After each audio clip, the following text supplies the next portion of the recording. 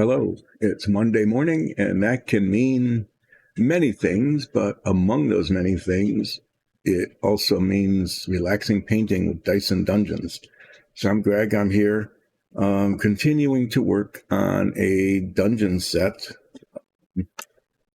which can be a tavern or a warehouse or all sorts of things. It's designed in this case to be a tavern. And here, that's what I've done so far. There's a lot of tiles. And I'll kind of explain what we're doing and how these work and the stage I'm at as we move along. So as you can see, they look pretty nice. Bill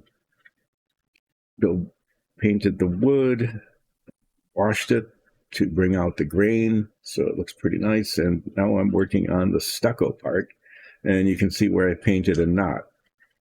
So last Friday, I got the edges, the contact area between the wood and the stucco done on almost all of the tiles. And today what I'm going to be doing is later on using a big brush, very quickly filling in the parts that aren't done on these. But there's some little things that need to be done too. I've got some door frames here.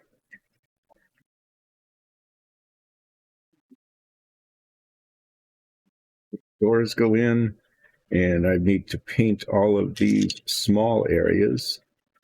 That's a double door.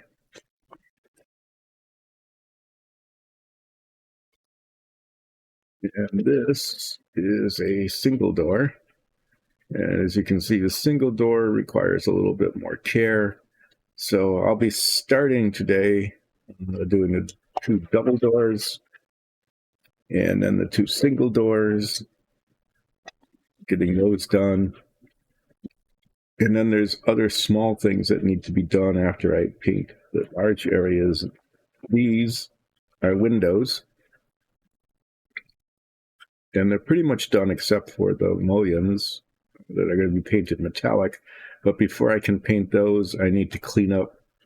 You can see them, the focuses, there's little printing strings. So I'll be taking a little file and just spending a little bit of time and cleaning up all of those printing marks. And then I'll get out some metallic paint and paint those. And then we'll be done with this set. And I'll show you kind of how it works a little bit later in the stream. But now, first, the big set takes up a lot of space. I'm going to be starting with these doors. The doors are pretty cool. I have an example here. I'll show you what I've actually done in the style we're working on here. The wood's a little different color. As you can see, it's a darker color. Sometimes people like dark floors. So this was done earlier, but the doors work. Because you can walk into a place with a closed door and then pick the lock and open it and then close it. So these will eventually have doors. The wood will either be dark like this to contrast with the floor, so it'll be the same color as the floors and the walls. That's yet to be determined. Little lintels here that hold the doors in, those need to be done yet too.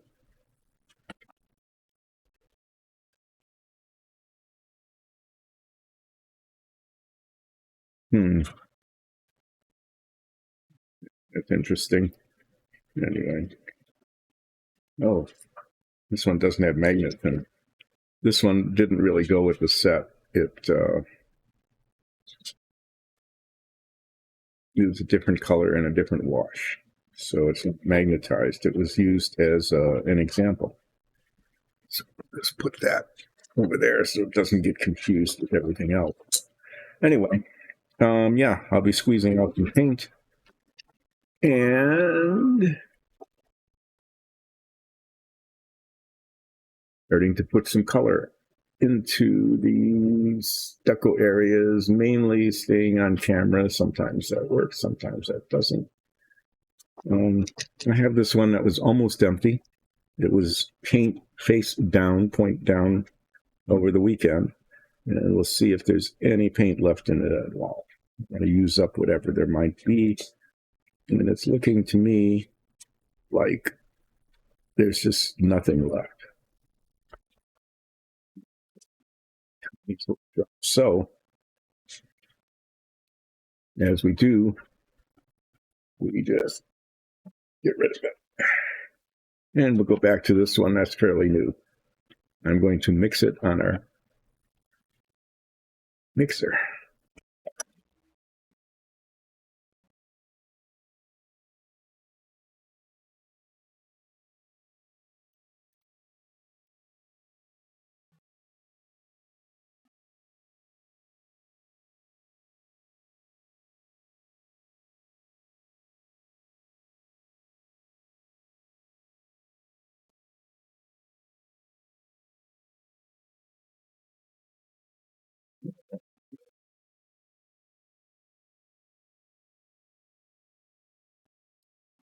On the palette here. And get out my brush and start to spread paint and hope that my hand holds steady today. Let's see how that goes. Yeah, so we'll start up here.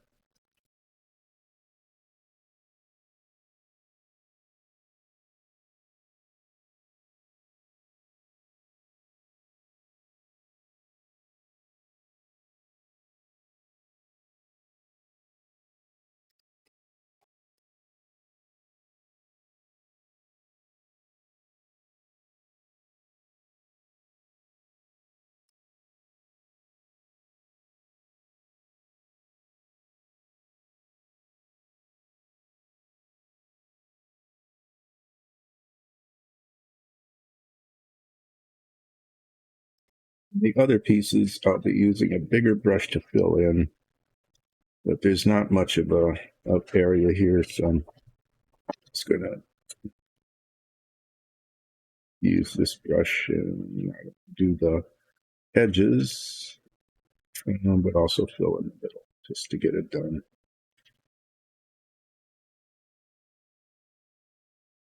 Starting with this one because it's the easiest one to reach. Warm up. Start trying to reach down into these other places that are a bit harder to get to.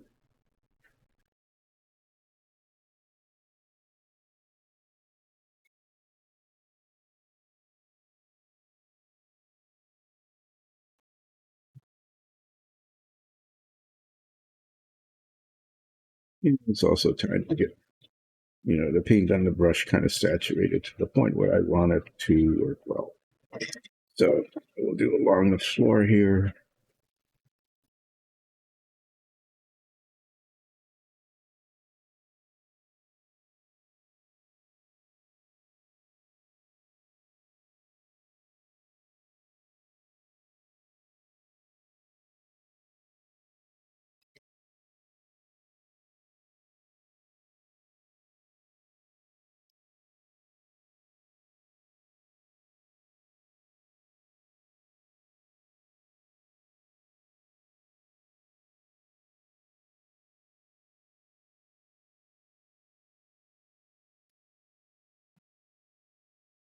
No, probably not going to be chatting too much today.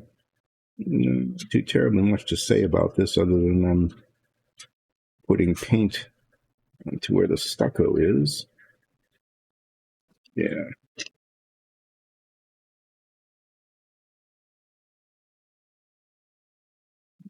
Stay more, when inevitably the brush slips or I put paint on it and manage to hit the work, like make a mess that has to be fixed later. Then I might say a few more things, but right now too much to say. When I'm painting minifigs, then there's a lot to say because it's like, oh, what color should I make this? And should I put a wash on this? No, that color that I made, that isn't working at all. What should we do about it? Should we paint it over?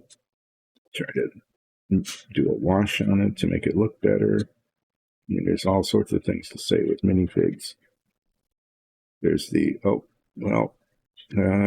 brush slipped, and now I need to touch up all of that area. And while I'm looking at that, I need to touch up this area. And I need to touch up this area because there's a lot of that back and forth with a tiny little figure and a tiny little brush. This is going a little bit more easily than that. At least I hope so. We'll see how the day goes.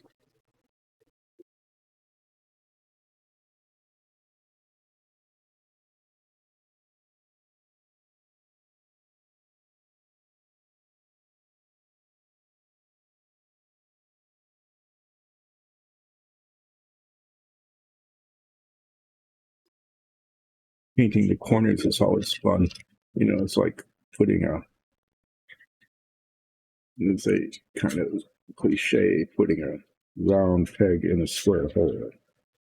I think it goes the other way. The cliche is a square peg in a round hole, but in this case, the tip of the brush is kind of rounded, and the corner is square. So kind of push the paint up into it, and work from there. And look, already I am, for no particular reason, putting my finger in the just painted area. Fortunately, it's a part of my finger that probably isn't going to be touching everything else, but it was a little bit of a plague.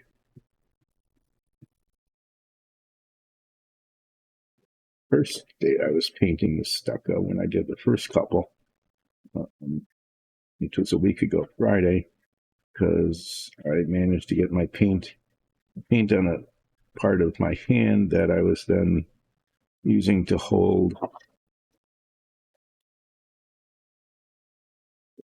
the tile, and then I set it down, and all of a sudden there's stucco colored paint all over the wood. And I had to do a fair amount of touch up, right, to base coat it, wait for that to dry, and then get out the wash and put that on and hope to get it more or less consistent with what had been done earlier. Fortunately, it worked, but I did learn that if one can avoid getting fresh paint all over an already painted area, the whole process is a lot more efficient.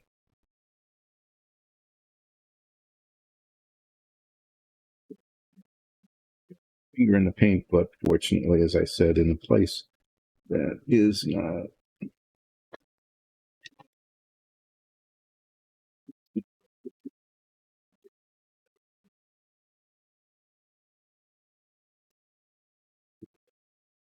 actually a little easier because I have to get down into the floor area.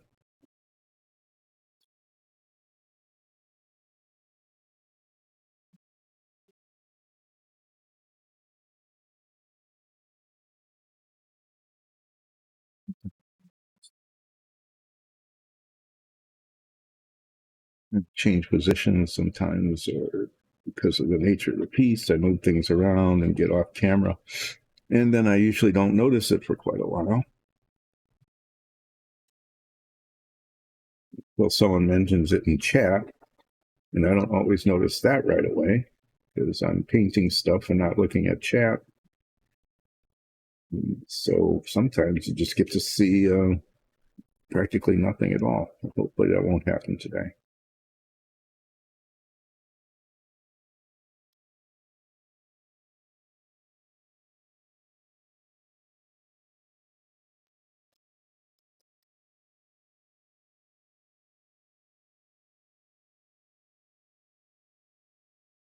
So a little bit later, as I get some of these pieces finished, I will explain more about where they come from And why we're doing this,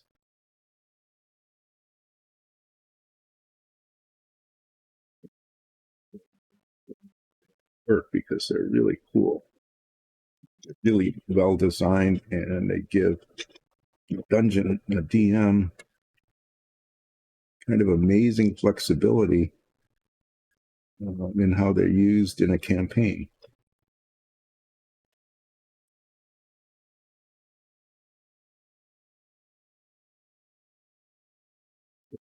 Looking very nice. They are. Said I promised I wouldn't get that paint on the model, and I did, of course.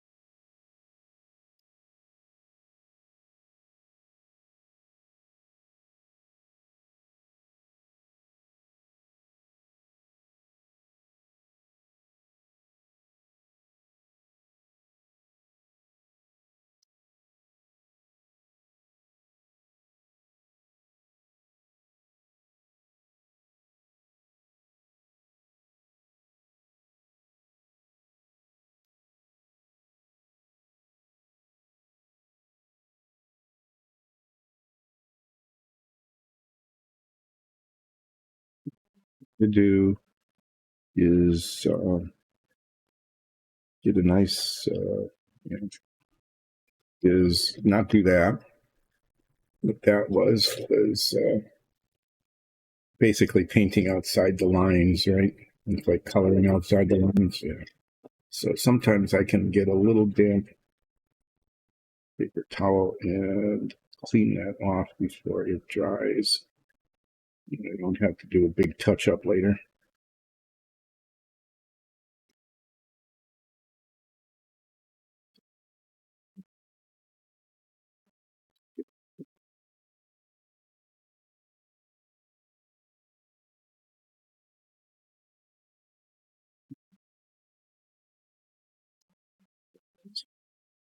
Um,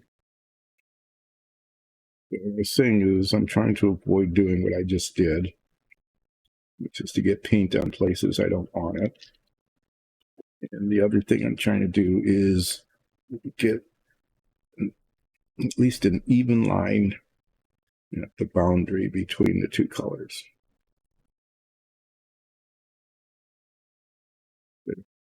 With stucco, it's not perfectly even, which is a good because the line's not going to be perfectly even. But I want it to be pretty straight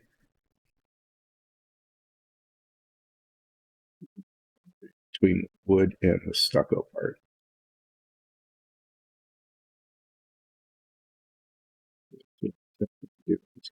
Here.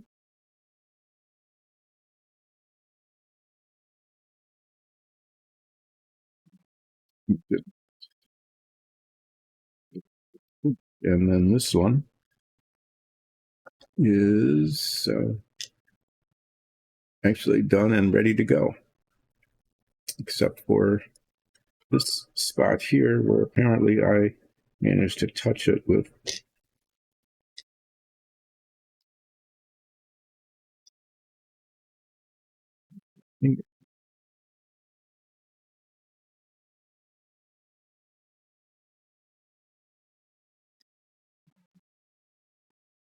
this. This looks pretty nice. So we'll set that way aside and get the paint off my hands. I got it all over. Just amazing. Really working hard to not touch the painted part and get paint all over your hands. Okay, I'm going to do the other double door and then take on the single doors. The single doors are a little more fiddly because the area that's being painted is very tiny. It's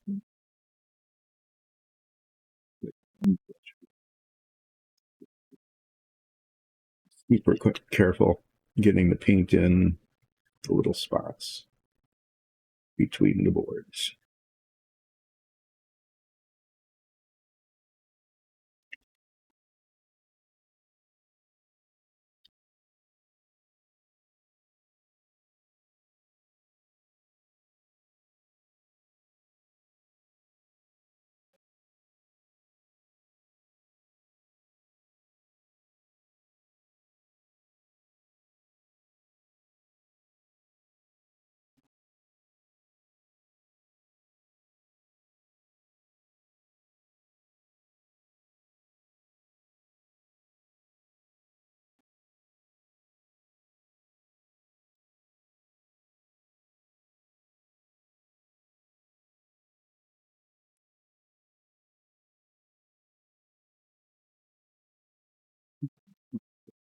I guess being right-handed, it's just really hard to reach. So there, maybe I'll start on this side, get the hardest part done first. That's one way to tackle these things, is to get it over with.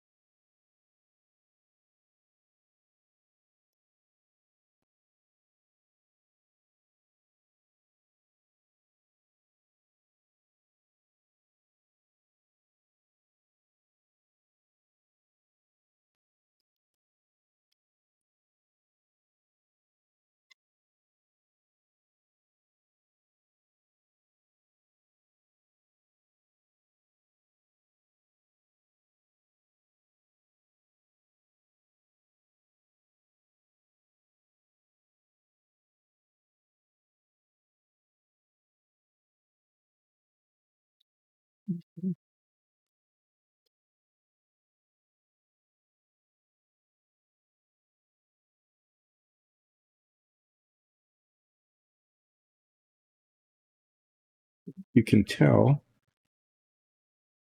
the base coat and the wash were done on the wooden part first, because it's all over the stucco part. And the decision was made, for the efficiency of this, to paint that first, because that could be done then pretty quickly.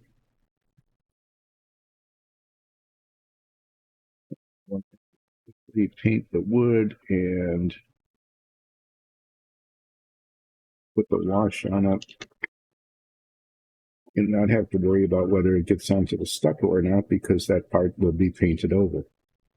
When I first started painting these, which was a long time ago, our very first prototypes of this set were probably like over a year ago. I like to paint the stucco first and then paint the wood up to it, because the wood is raised and it's easier to get the edge by just running a brush along it than it is try to paint inside like this.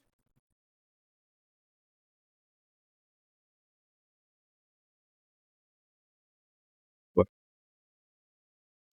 this particular set, the way it's painted, the way the wash is put on is really important.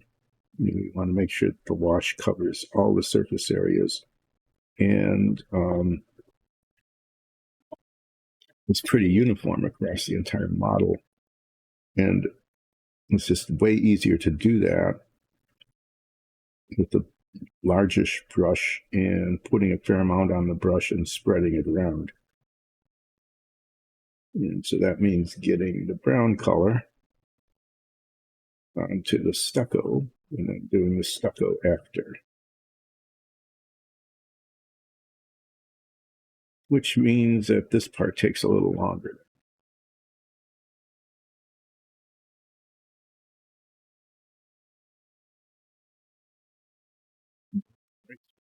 And that looks like, since that was there before I painted, that was just a spot that was missed earlier.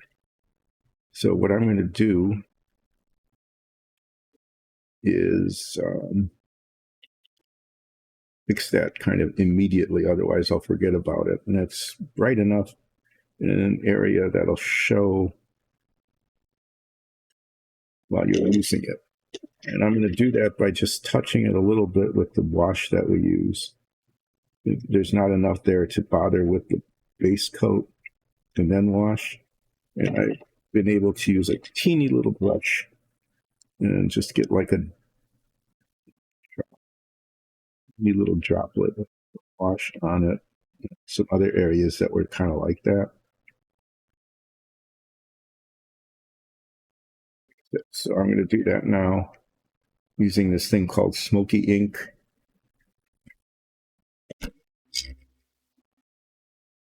Got this tiny little like 2 bristle brush.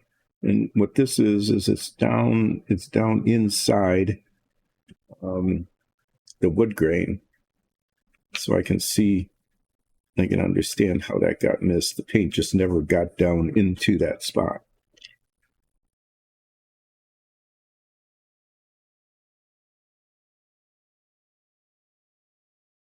You can see it there, but it disappeared. It's not there anymore. So that's the way I've been able to fix that. And if I see other spots, sometimes there'll be other spots down in the wood grain. Kind of like that. I could just put some wash on that. Yeah. So that little flaw is now gone. And I just need to. So then we'll go back to painting stucco.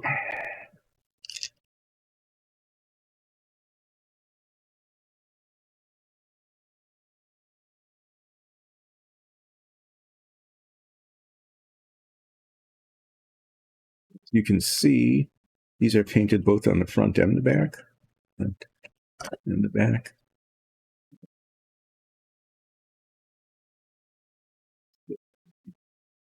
Doing a stream like we do, you don't have to worry about the back looking all kind of scuzzy or unpainted or whatever. I mean, the entire set is done front and back so that the back looks just as good as the front.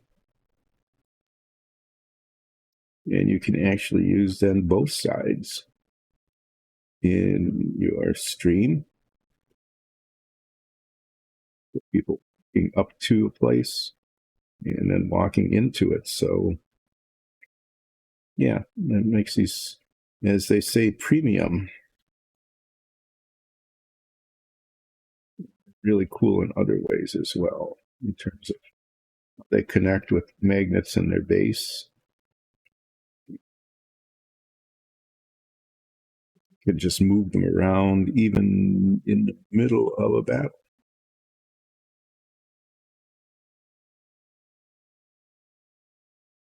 Very quickly.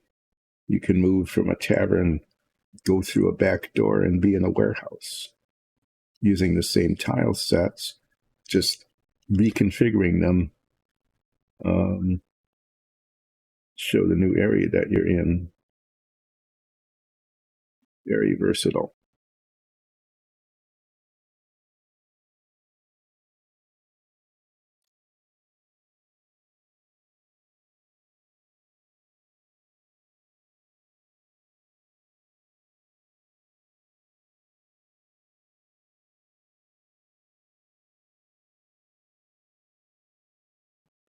Just enough paint that will stay just usable enough to finish this. It doesn't look like there's going to be enough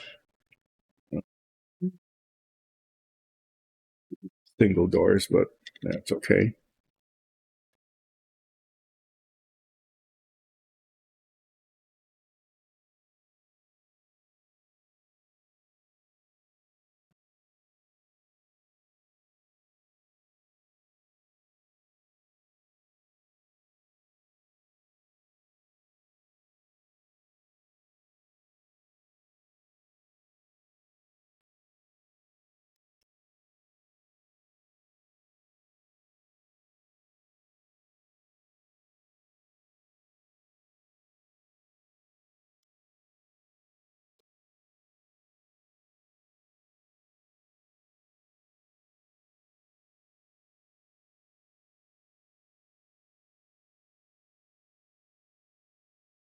Being that when I fixed that little spot on the front, I should have turned it around because there's a spot there that somehow didn't get painted. And even though it's on the base, way in the back, and it probably more likely than not will never ever be seen, I am going to take a minute, a few seconds after I finish painting this bit to get the washout again and touch up that spot.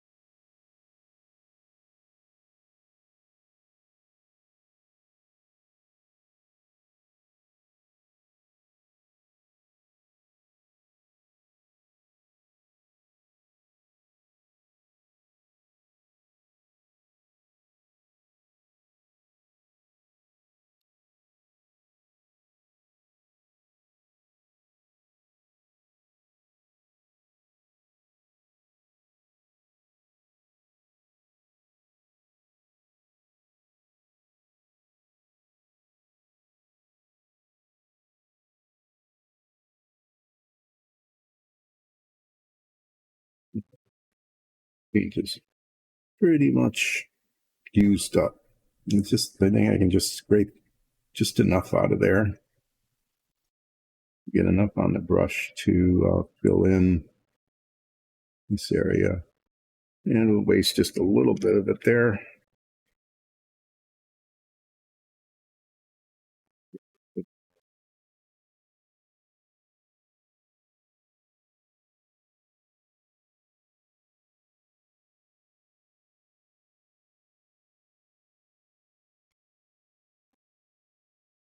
Clean this brush off. I'm just going to use this one,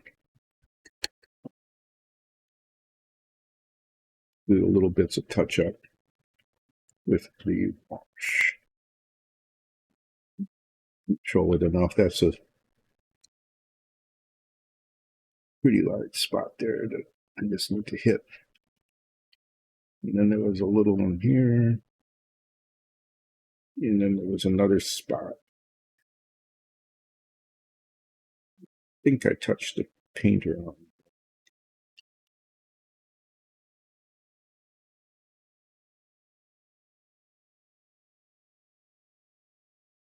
Yeah, I don't see it. Oh, there was a little touch.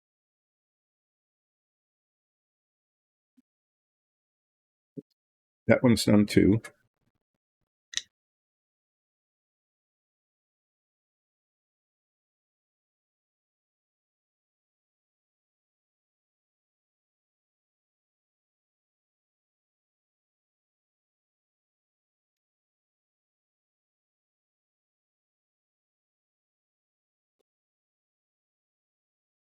Put that aside. And with the others that are done.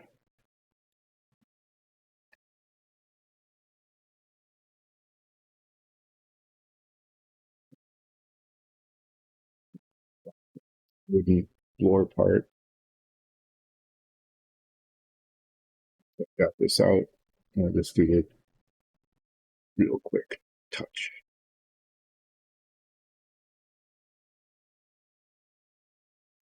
Let's see. So I'll just that water, wash it off. And now I'm going to take on these. As you can see here, the parts that need to be painted are inside here. They're really small, like one brush width. So I'm going to have to be, careful.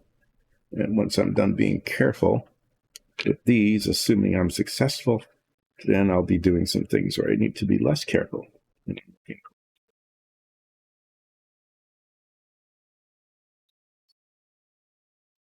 There. And we'll take these on and see how it goes.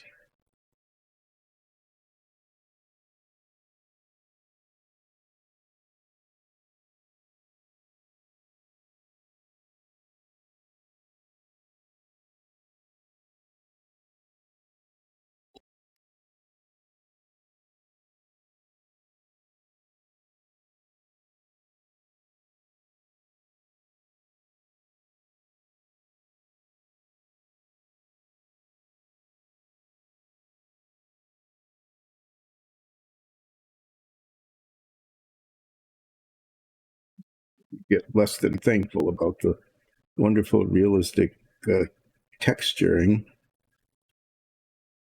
stucco, even in little places like this. Even surface would have been easier, but it's turning out to be adequately okay. Side here on the bottom.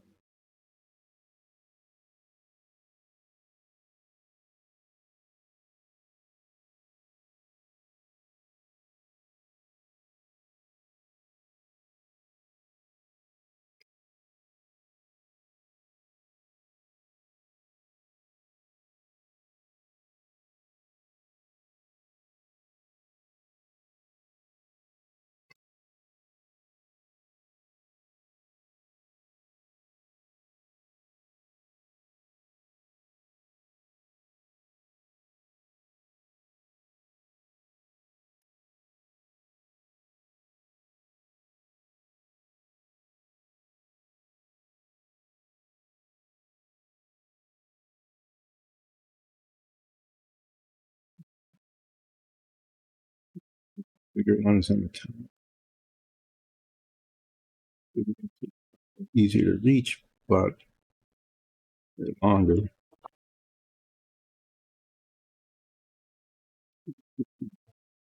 Be push the paint in a place you don't want it.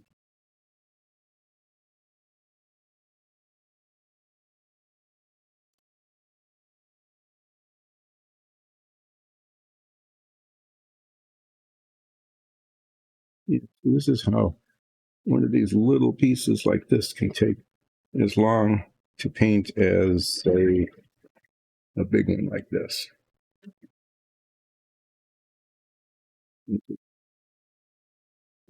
Edge.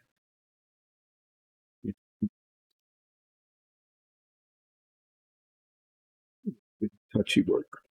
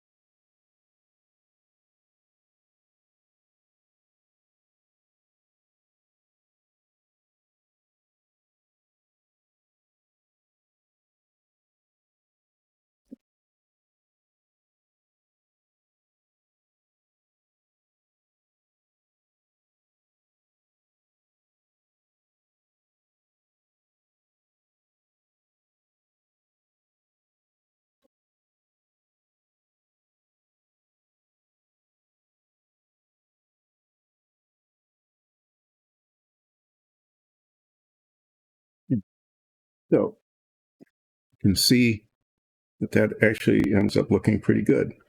Not bad at all. A little bit. Again, bag of the square is a little bit easier because the area to be painted is a little larger.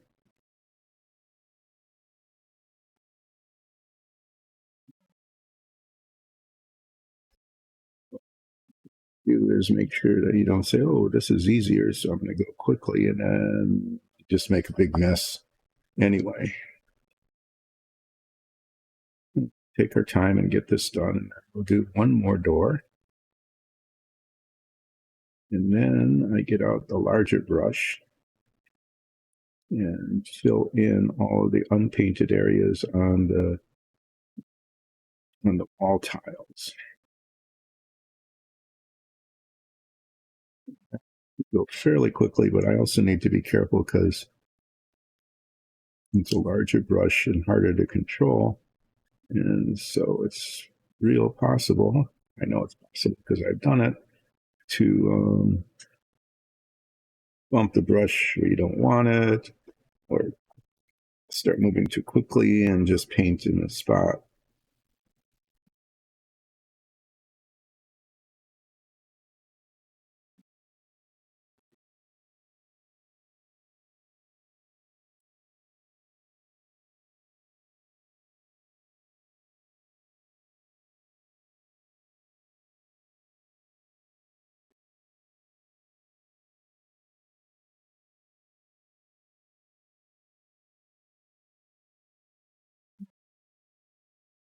Maybe you'd seen earlier, these look really cool when the door is in, because the door hinges on either side and you can swing it open, which is kind of cool.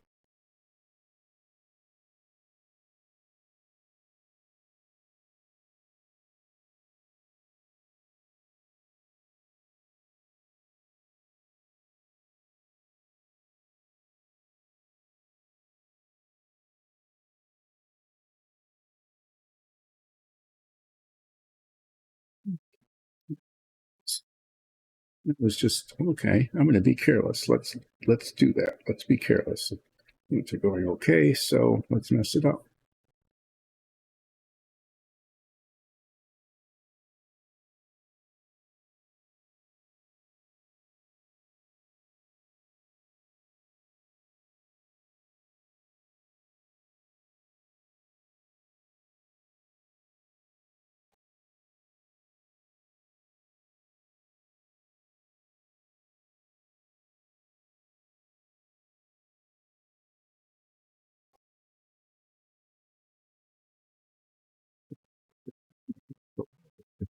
That there's a lot of texture in the print here, which makes it hard to, let's see, have a whole lot of paint on the brush.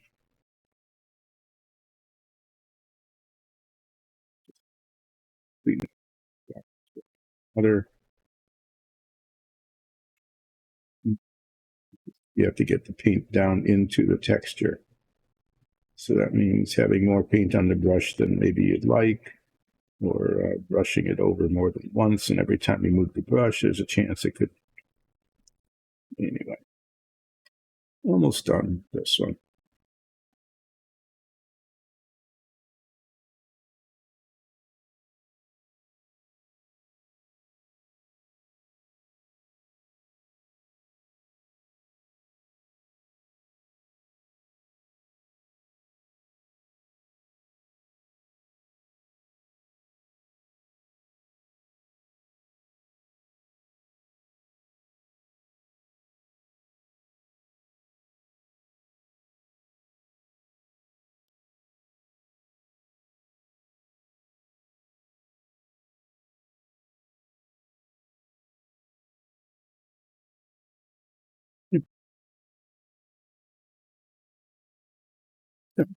This is a single door frame. Door fits in there, and it can swing. You can set it up so it swings either way.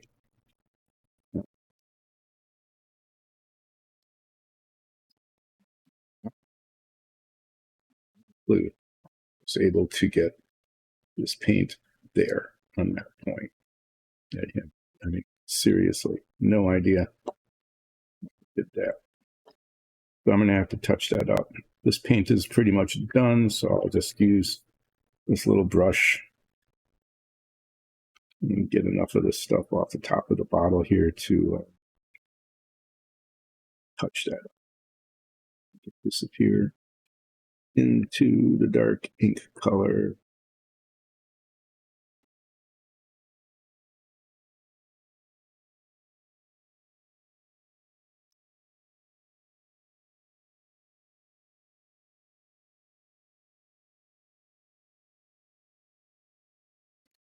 Okay, so I've got one more of these single doors.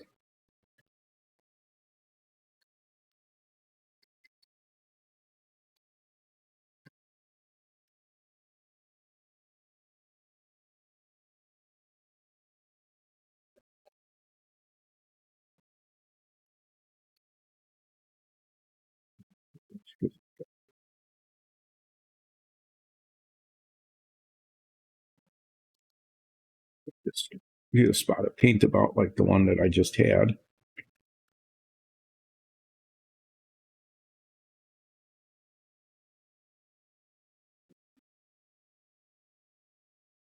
Start at the front here again, and we'll do the same thing. That is to say, paint in the stucco parts.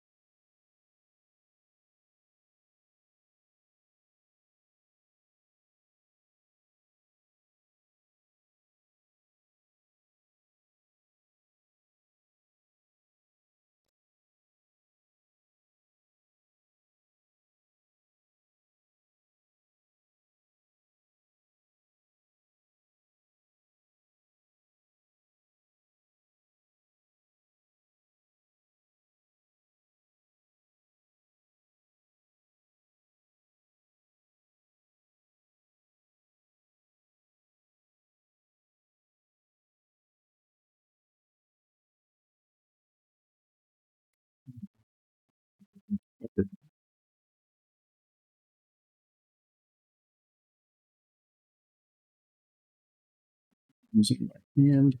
It's not as steady today as it was last.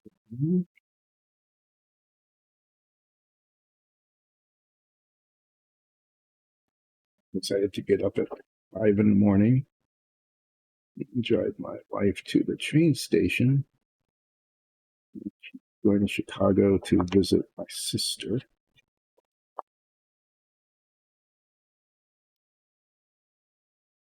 Train leaves really early, inconveniently early. I'm guessing that's, it gets into Chicago at 9 Chicago time. So I'm guessing that it's like, oh yeah, you want to arrive early because if you're doing business, the meeting can start like at 9:30 instead of noon or whatever. So there's probably some set up as a convenience for people who are traveling to Chicago for the day for business meetings, but people who are just going and they don't care if they arrive at noon or not, It's pretty early in the morning.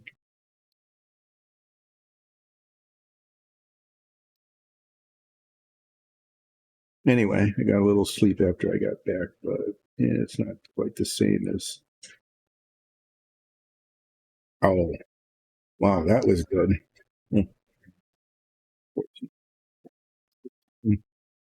That was the. Oh, just move your brush a little bit. It's going to require some touch up. I'll do that after I do the back. I'm going to try to remember because I'm likely to have to touch up the back again anyway.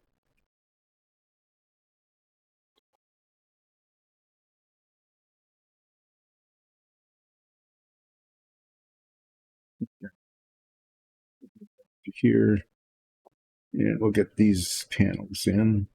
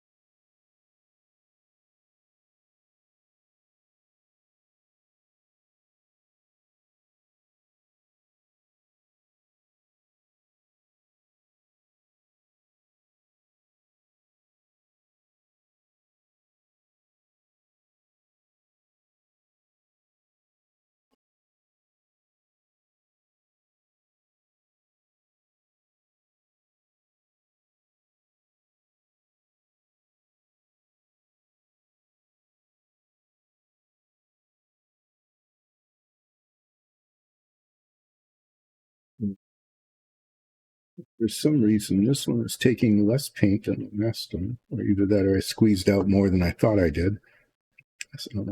So there's kind of a puddle of paint left there.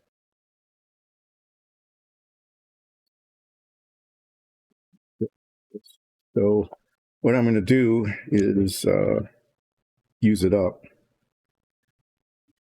and just get started on filling in. As long as there's paint here, there isn't that much, but there's enough probably to do a couple of panels. So this is what I'm doing, is getting out this little bigger brush and painting in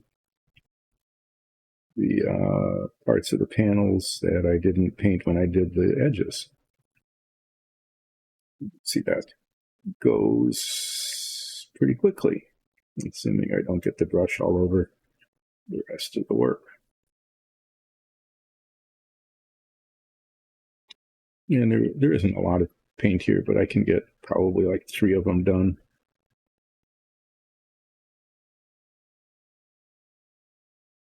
And then it's done, and I can put it in the done spot. These are cool, these rounded corners.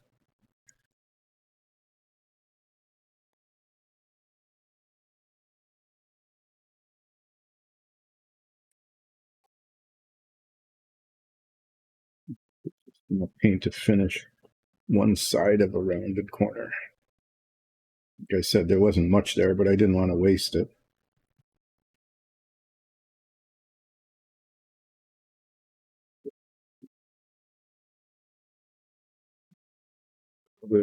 Wash that off. This other brush.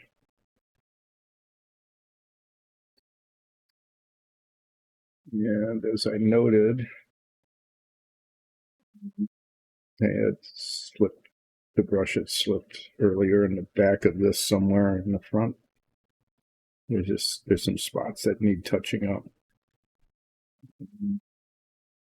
But there, and made smudges here somehow. So I'll just get out that ink. Again, just take it off the tip here. There's no sense squeezing any out. As much as needs to be done. Just touching dots, basically.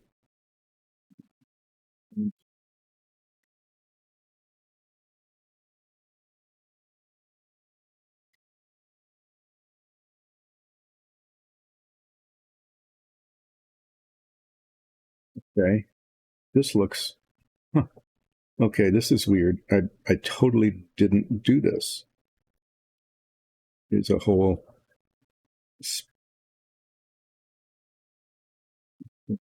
never got washed.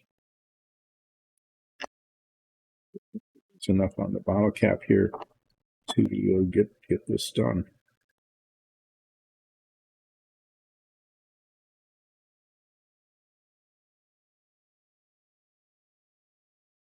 You just missed a whole section. Wash. I just never did it. Never noticed it until now, when it was this dull, flat, kind of lifeless brown. The good thing that I had needed to do touching up, because this is more than a touch up. This is like a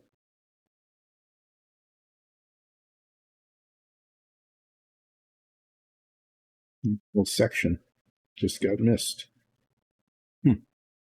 Very.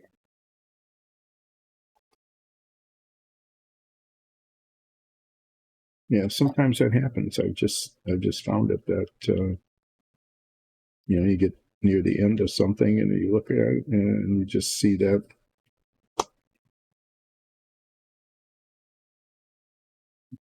we missed some other dungeon tiles we were painting. Managed to miss a whole section as well, right at the top. The whole top never even got painted. Managed to miss that. Anyway, that's done.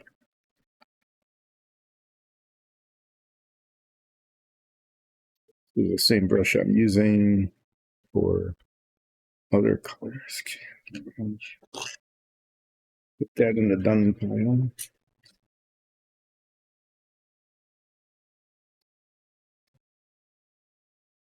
This is the brush. Fills a lot of paint.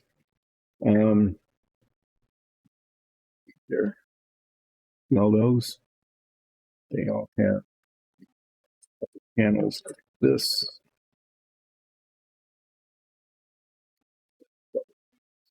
To be painted, so I'll be squeezing out. I'll just mix it up again.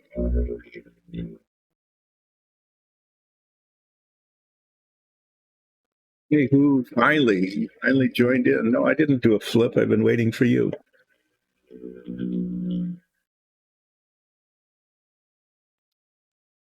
So here, I've got this little piece of paper towel. Ah, it flips okay. There, that's the flip for today. So now I'm going to squeeze out actually a fairly large amount of paint here because I'm painting fairly large areas pretty quickly. This is the one that I did the front of. Now I'm going to get the back done.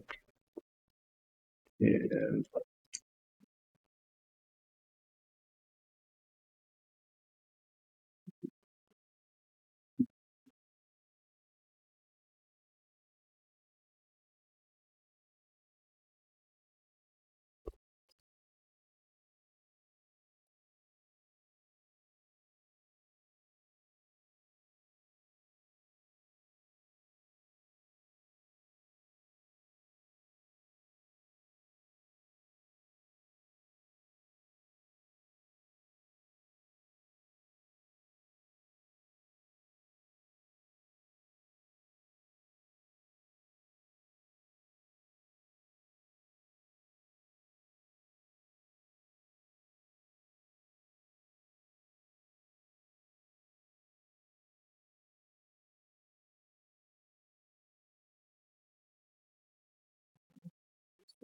here, there is a,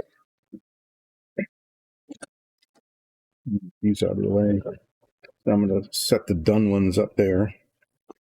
And the not done ones are over to my left.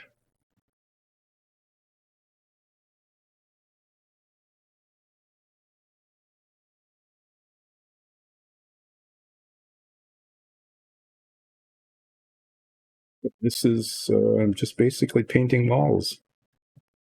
It's like if you were painting them in your house. Except they're small and I can't use a roller. That'd be kind of fun, having to use tiny, little bitty roller.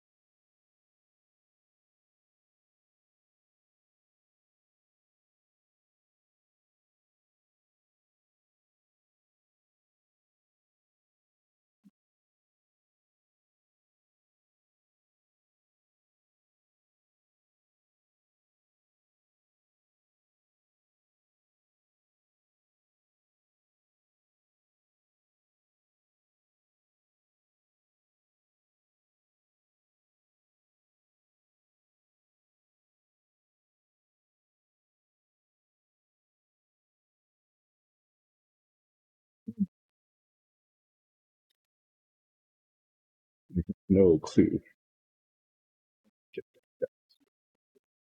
You can get that off. A clean piece of paper towel, all of which have fallen on the floor. This was the easy, relaxing part of the painting, using the big brush just to fill in. But what I managed to do was get my hand in the paint. Yay.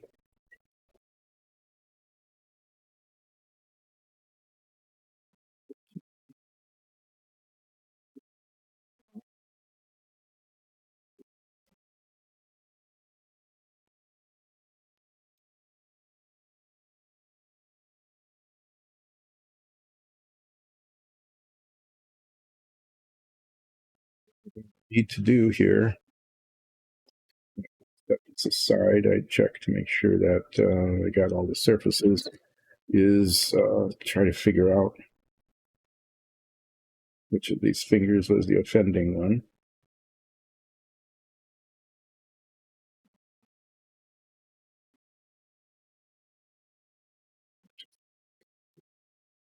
first painting these, I was being very careful about where I was touching them.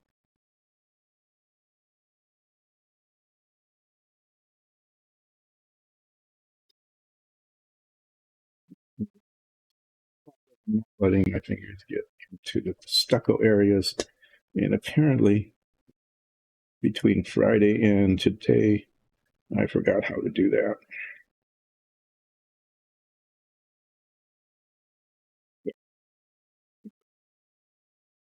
Again, carefully hold it to get paint all over.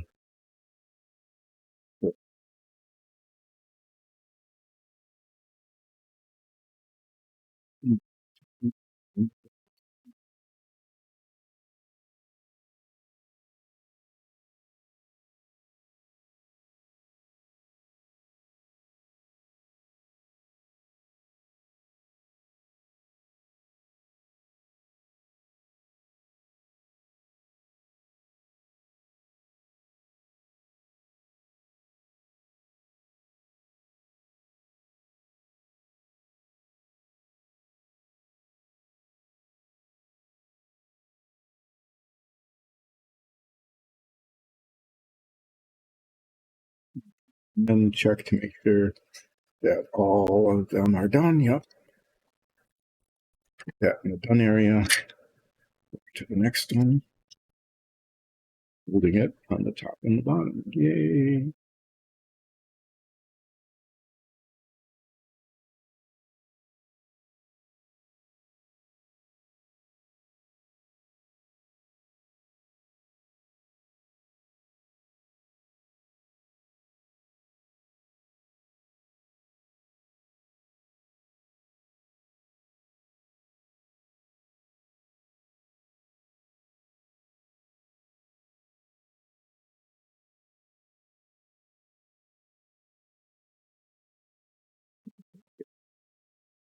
It must have been from before.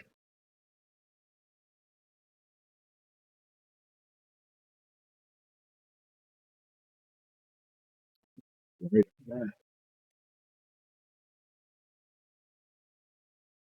Never even noticed it. So that would require some touching up. This one will be set aside for major renovation.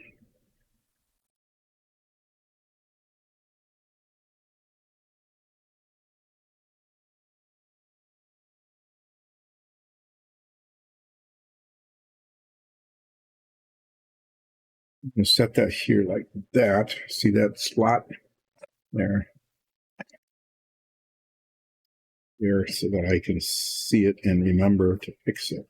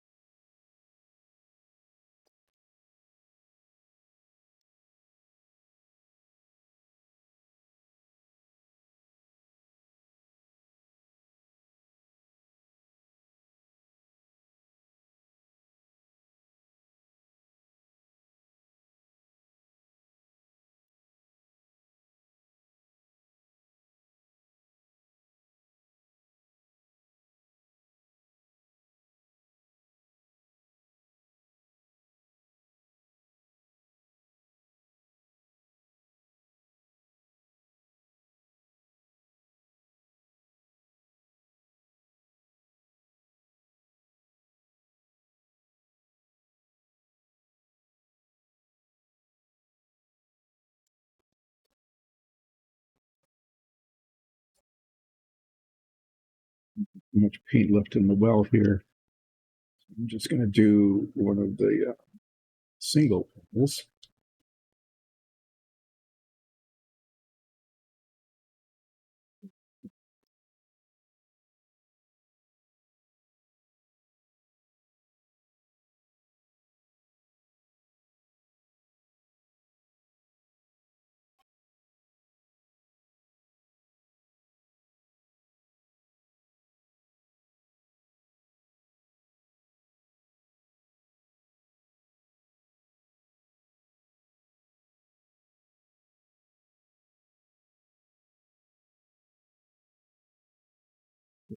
Yeah. And what I'm going to do, that up in the done area, away from the done area, not done area, and I'm going to fix this.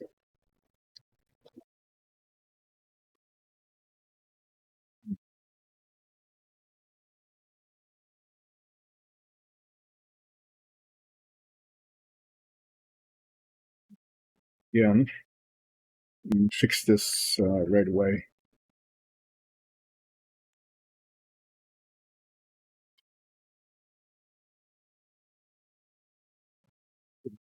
There's some major fixing.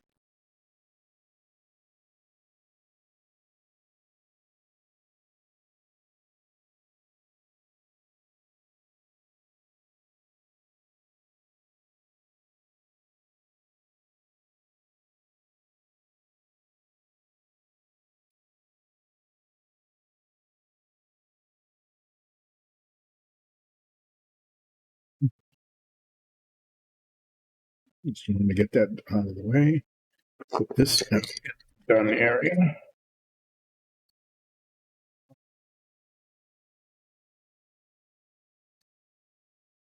Get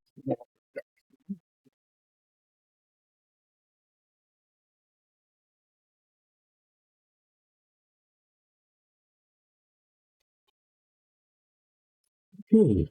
Now let's start in the back there, the not done area. Huh. This one is done. Weird.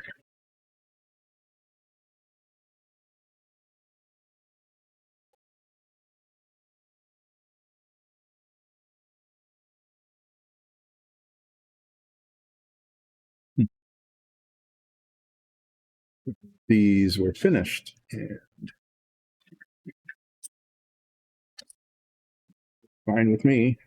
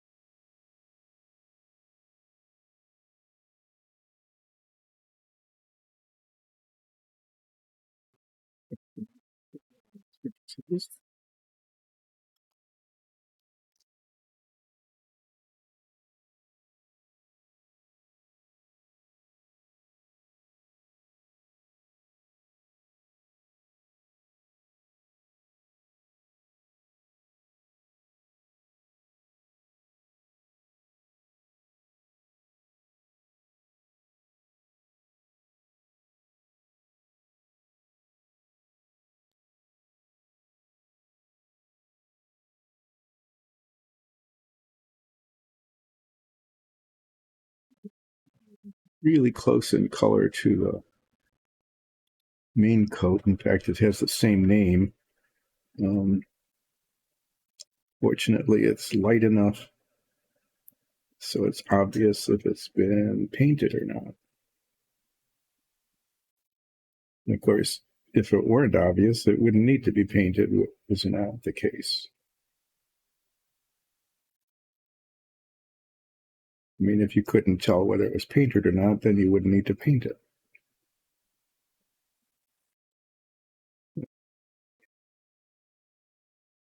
Just something to keep the dialogue going anyway. So what I'm doing here is finishing up these stucco walls on the dungeon set, the Tavern set. Last Friday, I had painted all the borders between the stucco and the wood using a smaller brush and being more careful. And this time I can use a larger brush while still being careful to finish up the insides of the panels.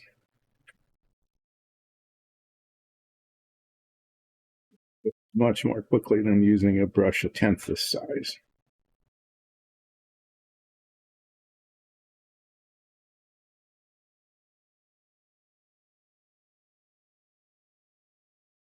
I suppose there are some painters who are skilled enough that they could just use this to do the whole thing, but I'm not one of those. So for me, that was a two-step process. Doing the borders with a smaller brush and then using the larger one to do the fill in.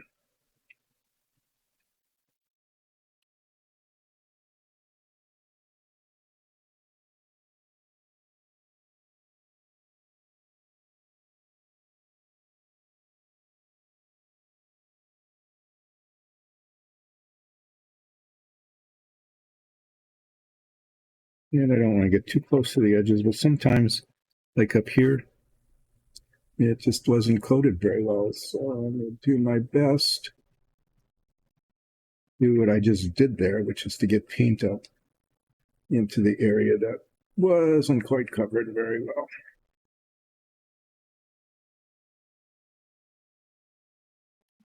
Just check all of the panels to make sure that they're painted before setting it aside.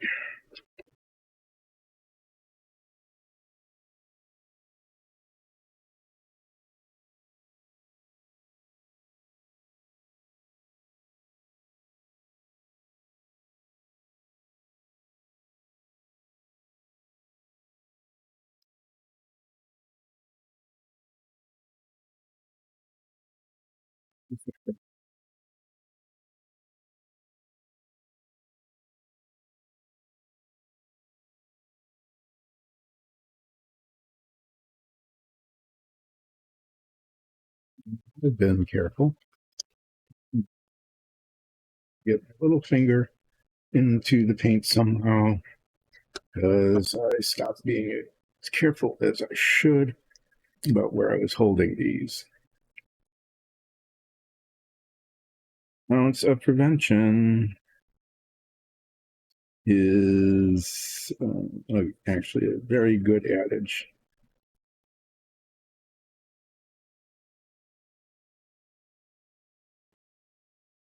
It's like all over this.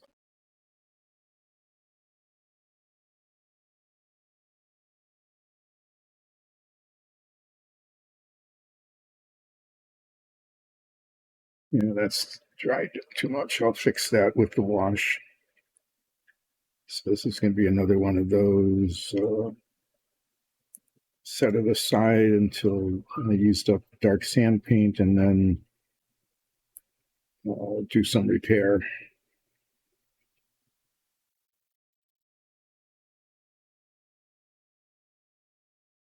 It doesn't take much, you just get one little bit of finger tip in the paint and it just goes everywhere. Say I can't even recall touching anything with that finger, but you manage to touch not only wet paint but also a whole lot of the surface of the previously painted area. Anyway, yeah, so I'm going to set this like this so that it's obvious what needs to be fixed.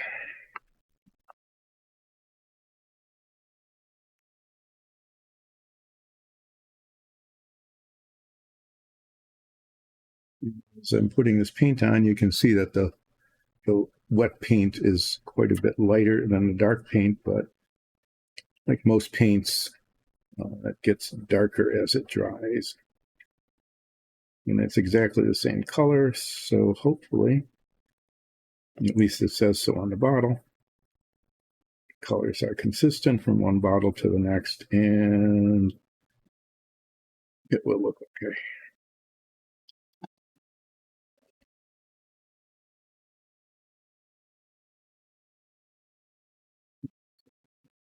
Just not quite enough paint to finish the ones that I'm working on. It's okay, I'll just squeeze out little bits.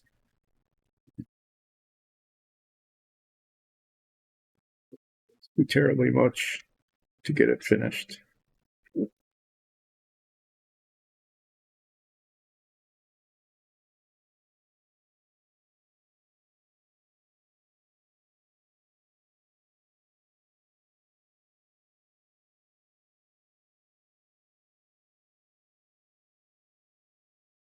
And we're almost done. I've got 4 more single walls.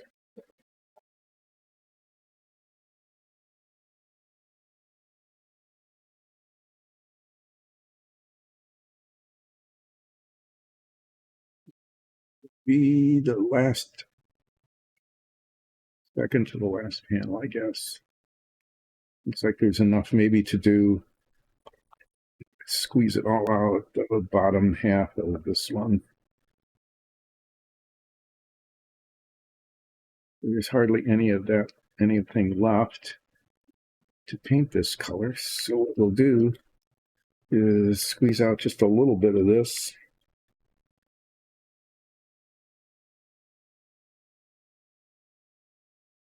Squeeze out more. Let's see if that'll be enough to finish this all up here.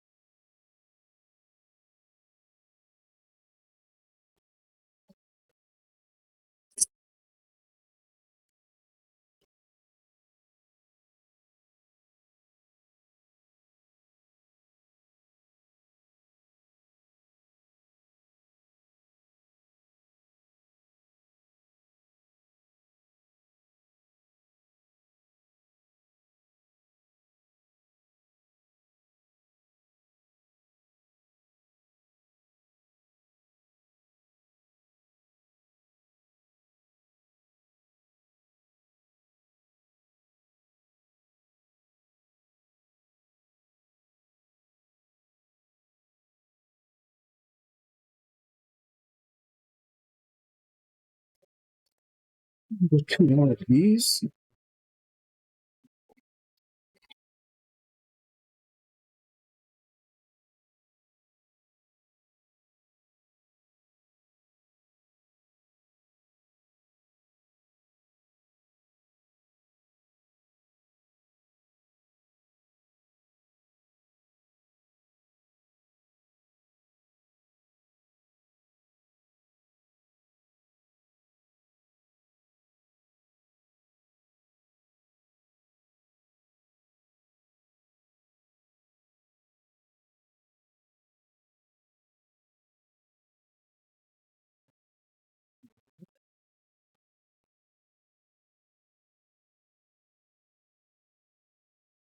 Doing the back of this one first because I want to show you the front. This is kind of an interesting little piece.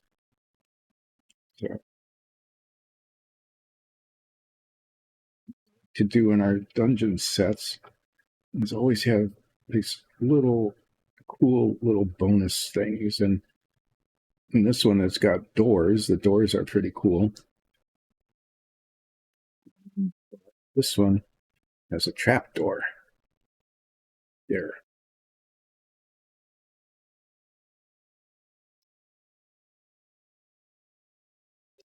There's actually a set piece that goes into that so that the trap door will work.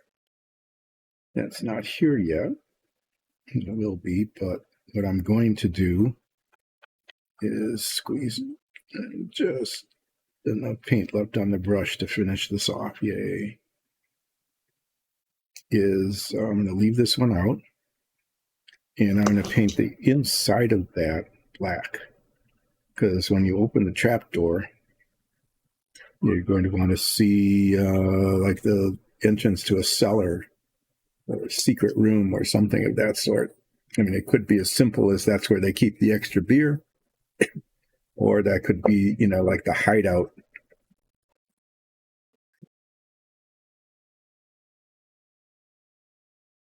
Thieves Guild or something like that. Not that there is such a thing as a Thieves Guild.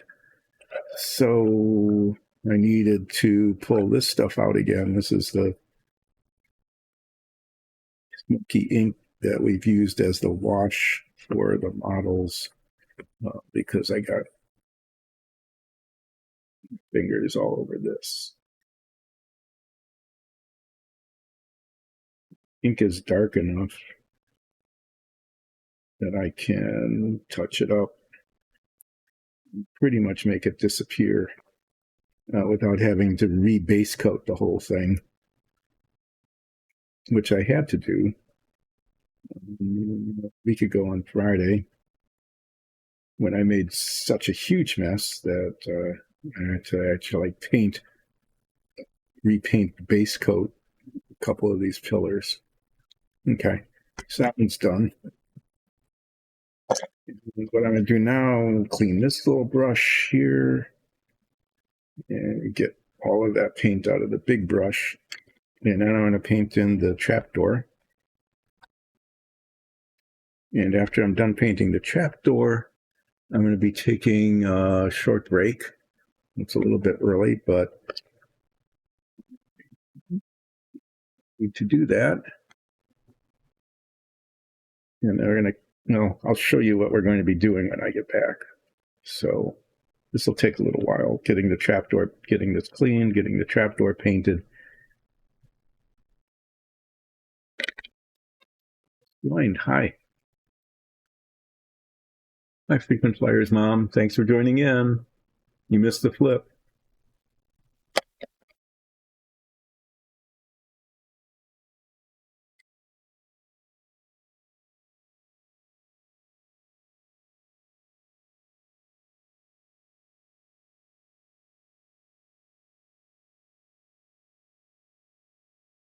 This brush should probably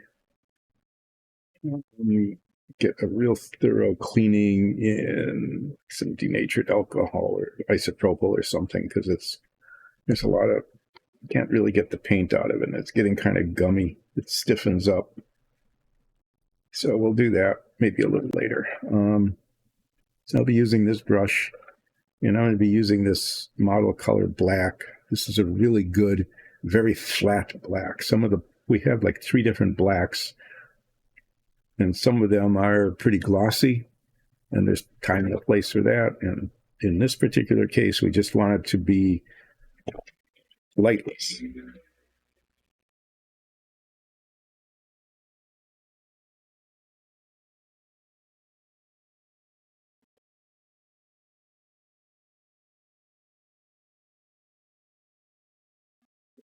Next,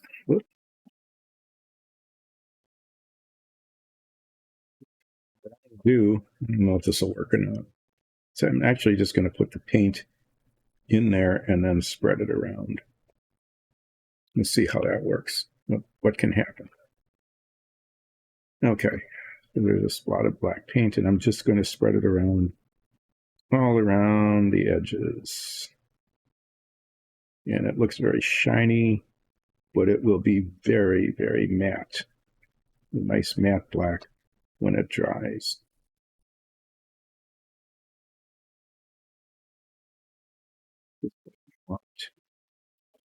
Going down into the wine cellar or going down into the hidden dungeon, prison cell. Who knows what's down here? Depending on how you use the set, it could be one of many, many things. The trap door, cellar door kind of feature is really a cool thing to have when you have a tavern or a warehouse or a thieves guild, or things like that.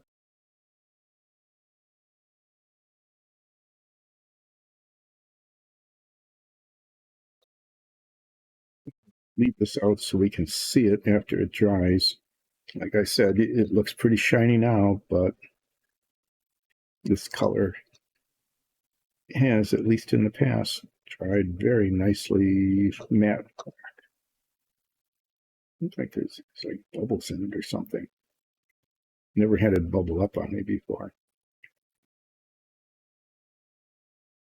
Hopefully those will settle out in. Put that there. Cap that up. Okay. So before I take a break, after I clean all the paint out of this brush, I'm going to have to get some new cleaning water because this is getting very full of garbage paint.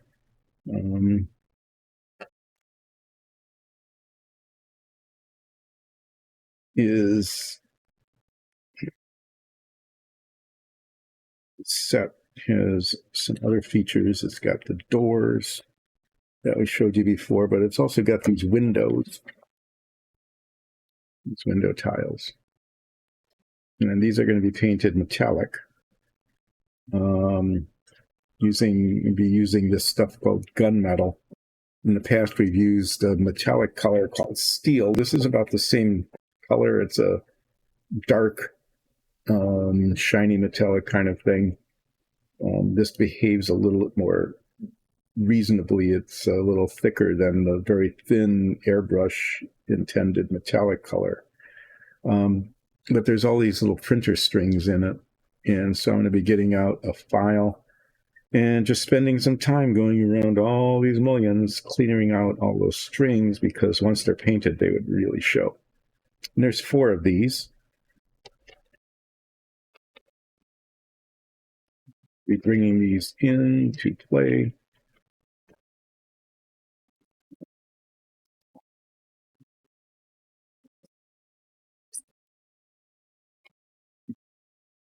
Basically cleaning up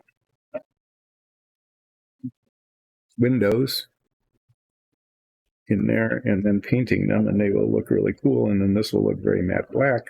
And we'll see all of that after break. I will be taking probably about 10 or 15 minutes, and I'll be back to finish these and then show you a little bit about how these all work together. And if there's still time left, and there probably will be, I'm going to get started on a cut stone set, and you'll see how that looks as well. So I'll be back in a bit.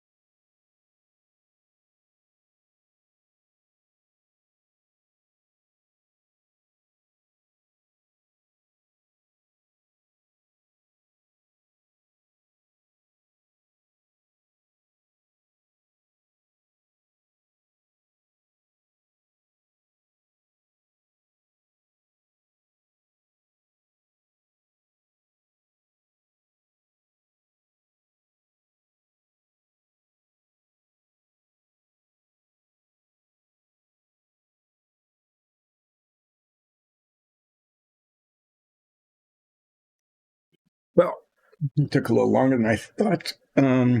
Our various and sundry pets needed fresh water, so I was doing it while I was away. As I had promised, this dried nicely, and now it's got a nice matte black finish going down into whatever is under the floor. So I'll set that aside. And what we're going to do next is these windows. So I've got this needle file set. With all sorts of different needle files. And, I think I'll start with this little square one.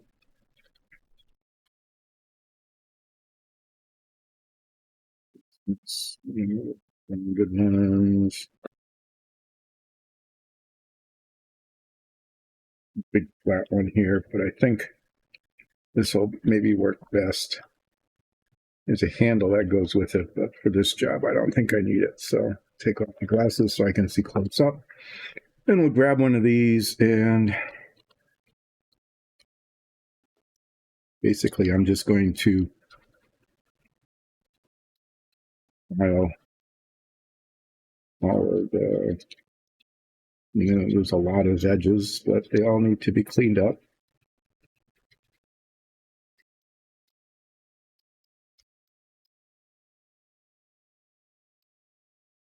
It looks like it won't take too long. And I don't need the edges all perfectly smooth, but definitely want to get rid of all the really obvious rough edges and the strings.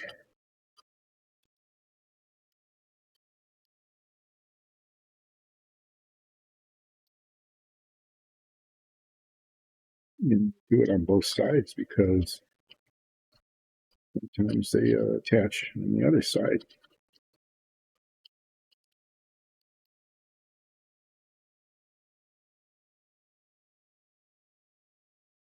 Flip this over. Here, there's a big string there. You can see it's rough on this side then.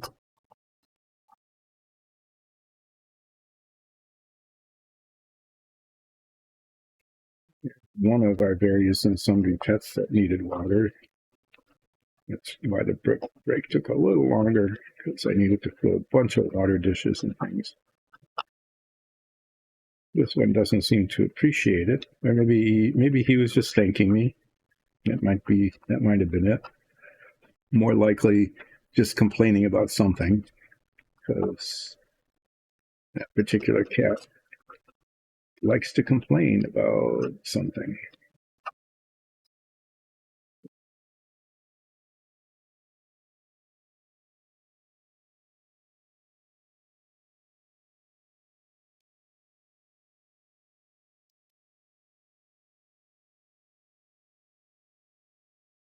This looks much better.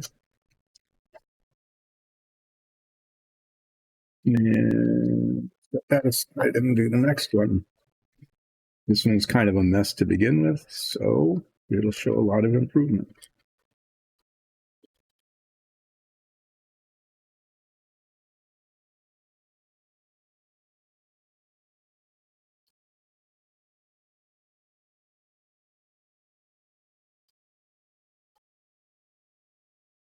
This part is working pretty well. It's got flat edges.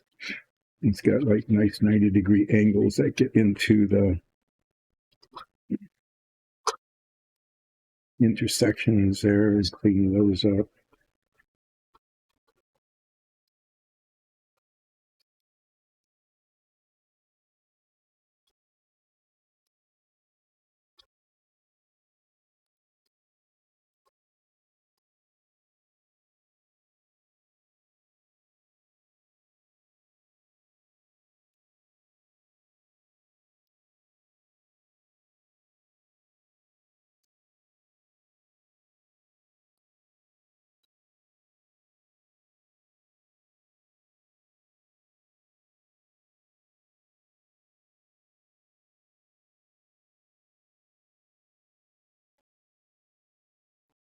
the other one, do the back as well as the front.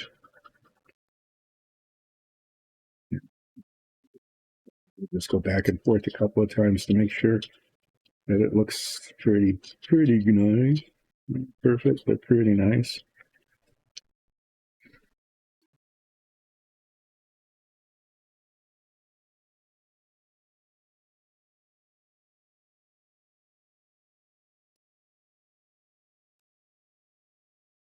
Get really thick here.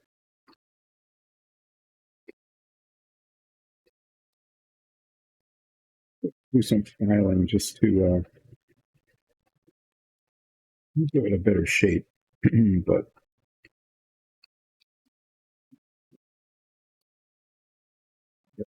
there.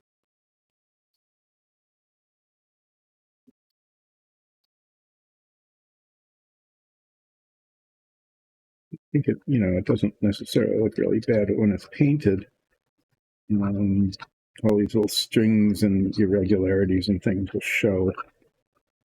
Right now it looks pretty irregular because it's this mix of the primer and around the edges some darker colors. The primer's a little uneven on this, so there's that.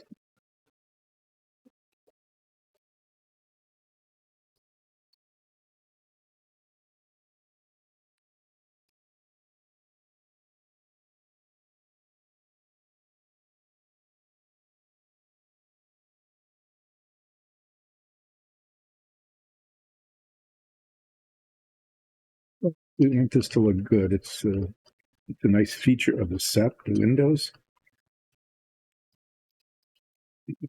You might want to look through them. You want to show them off a little bit. Do an adequate job, at least, of cleaning them up.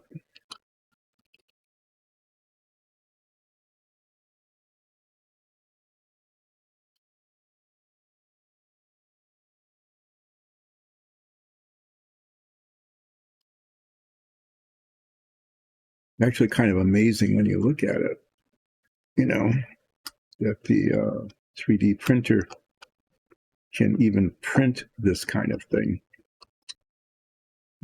It's going back, laying little lines, and it's coming across, and then it meets up here. It kind of supports itself, but in between here, there isn't any support underneath those. And to maintain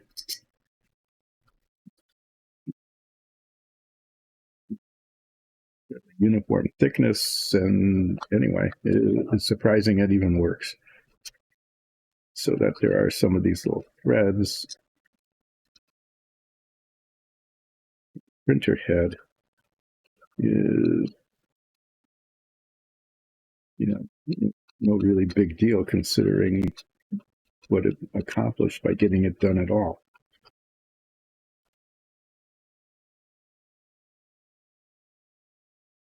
They're not really strong. There's no strength to these individual threads, so they come off pretty quickly and easily. It's just a matter of catching them.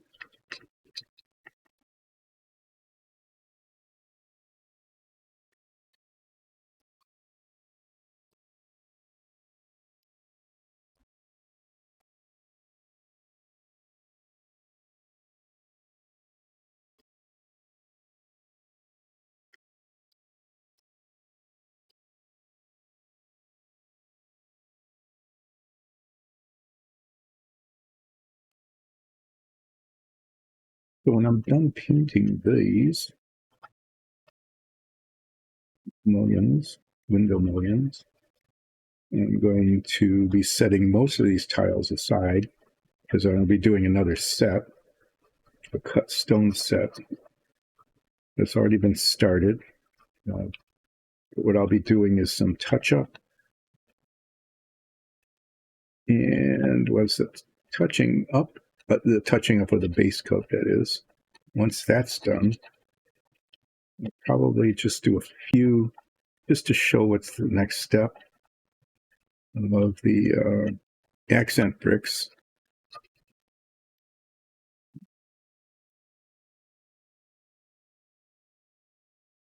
But before I do that, I want to grab like 6 or 7 of these tiles and show you how they work. They all work together. I won't put the whole set together, mainly because I don't have space.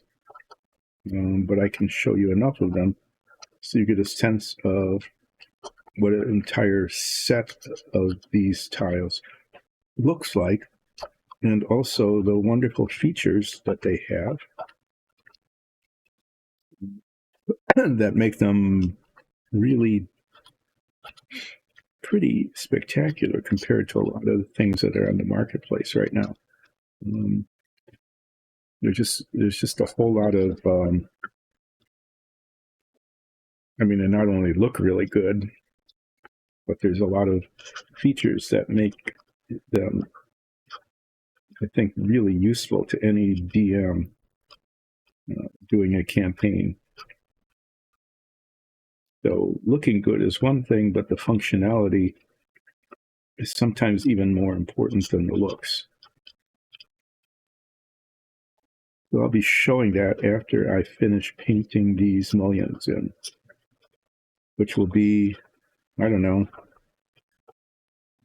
it looks like it shouldn't take too long, but there's actually a lot of surface area in here because you have to get into all these little nooks and crannies, all these little angles, and then do the frame around the outside without making too much of a mess of it. I can do that without needing to do too much touching up.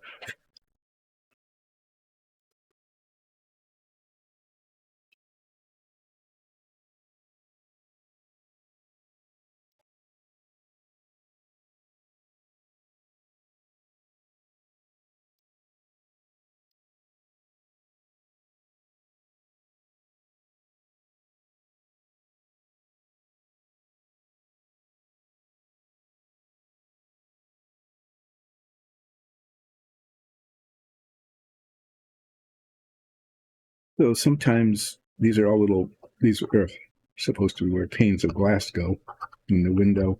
Sometimes they're made out of wood, and that would have been by far the easiest way to do it, because we could have just painted them the same base coat as the rest of this wood and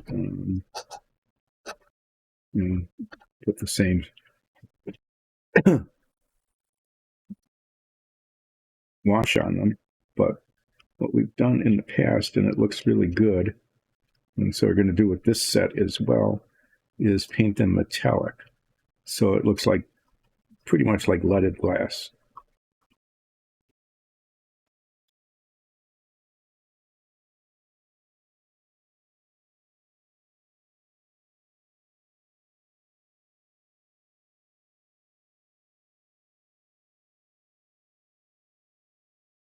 What I'm going to try to do is like around these edges, is just paint anyway. You'll see how it is as I work on it. So I'm going to put this file away. Need it again. And what we're going to be using is this gunmetal, which is a nice dark metallic color. We have been using one of the metallic series steels in the past. This is almost the same color, but it's a little bit more viscous paint. The metallics are made for airbrushing, so they're really quite dilute. And so this is just a little bit easier to manage. It doesn't run as much.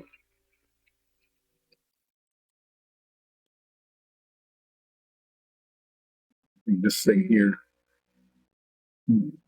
rotating thing to make sure that the paint is well mixed, which is hard to do in these little bottles.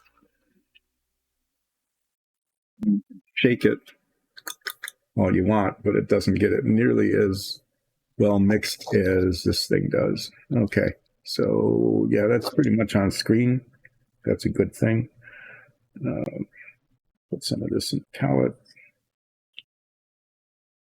And I'll start painting and we'll see how this goes.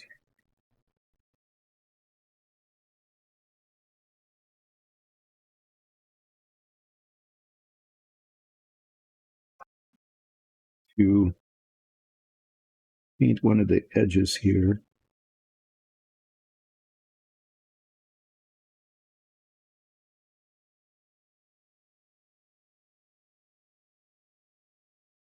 The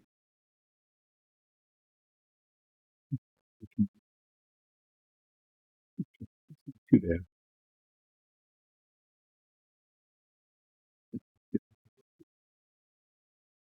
So this will take a while because there's actually a lot of surface area, and it's all little fiddly bits. You need to get into all the corners. Be working on that. And you can see that that's a nice metallic color. It gets a little darker as it dries, but it maintains its metallic character. It's a good color, good steel kind of. Actually, lead can simulate lead pretty well. So it's a pretty dark metal.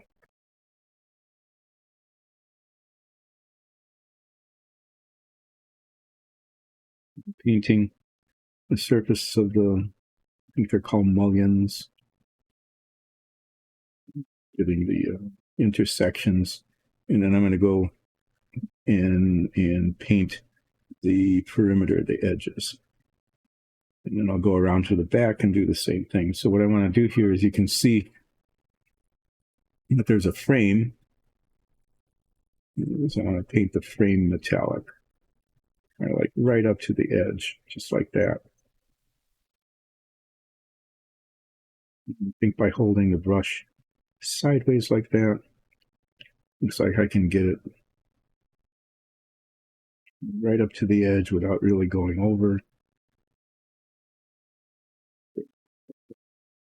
And as I rotate it, I can, you can see where it's not painted. And I'll get some of that when I get it on the other side, but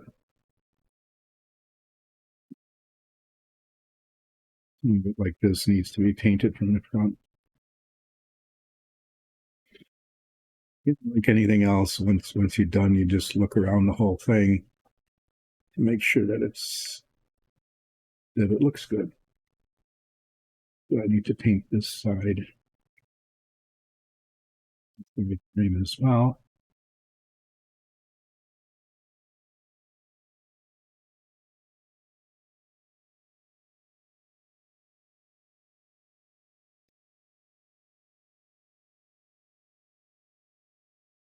Siding.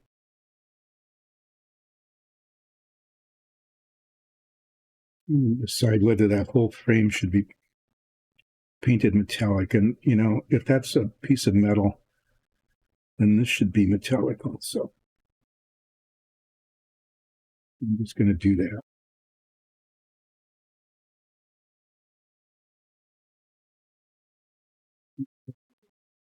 Working okay. I don't want to get it down onto the wood, but I want it to show as a metallic. It's on the front. And hopefully I can do this on all of the sides of all of the frames. Doing a touch up on the wood part.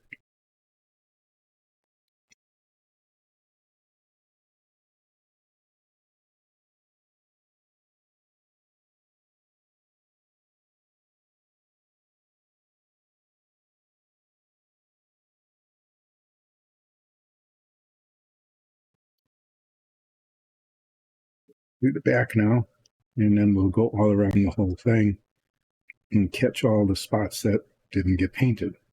And there will probably be some.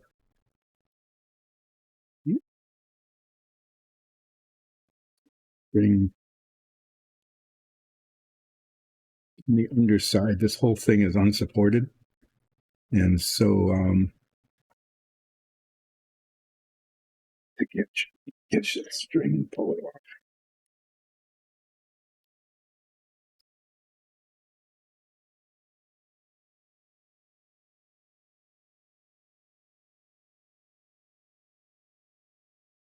Printed I mean, the whole underside isn't supported, so it's not too terribly surprising that a little bit there.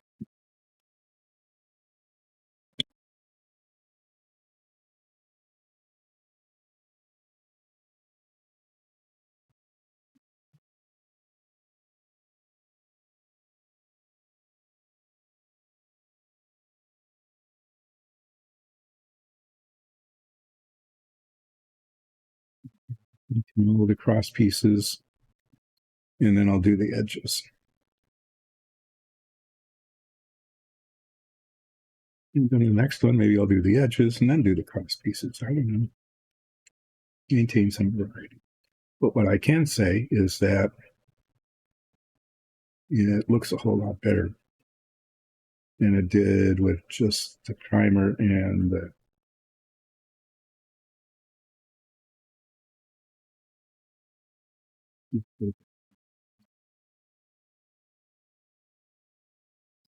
turn it over. If I turn it over, I can see that the bottoms of some of these aren't painted, and they'll probably never show, but since we're trying to do a nice job on it, we'll paint them anyway. Okay, now I'm going to start doing a frame, and just like before, I just want to show the metallic just there, but not get it into the wood.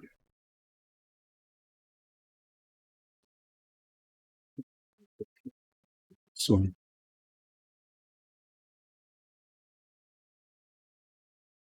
and then we'll look all around it and make sure that what we want to be metallic is metallic. And at the same time, check to make sure that what we don't want to be metallic isn't. and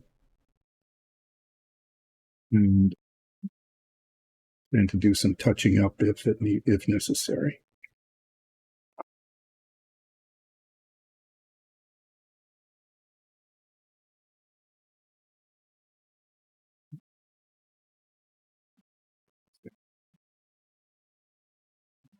It comes off because we don't need a big shiny metal thing on the wood. Right?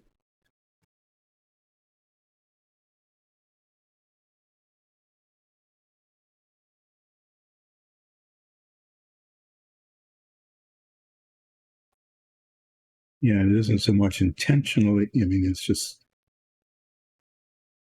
sort of a carelessness thing. We're taking the brush from one place to the other and not necessarily watching where it's going.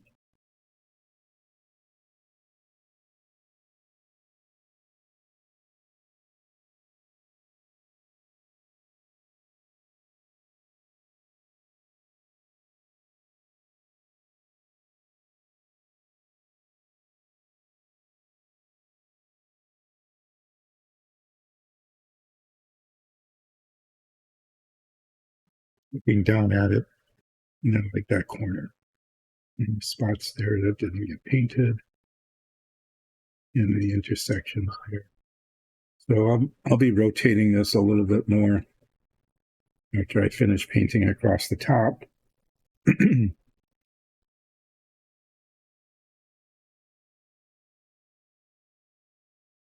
making sure that I get all the little X's painted in.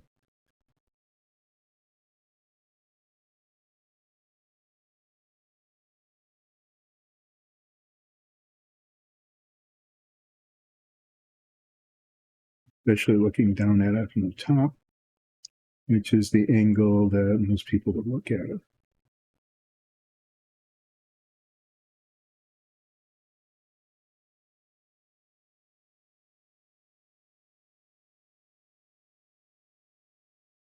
This way, turn it and look at it that way because, to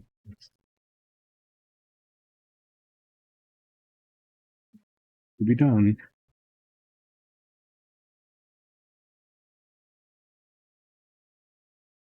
I'll put it right back to the front and do the same and make sure that we've got it all covered.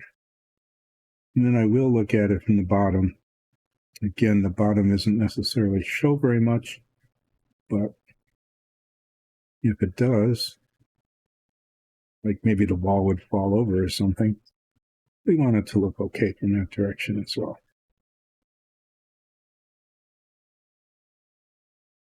You know, you can't really see very well because, well, that's the way it is. So there, that's how that looks. And as you can see, you know, it's kind of a cool look.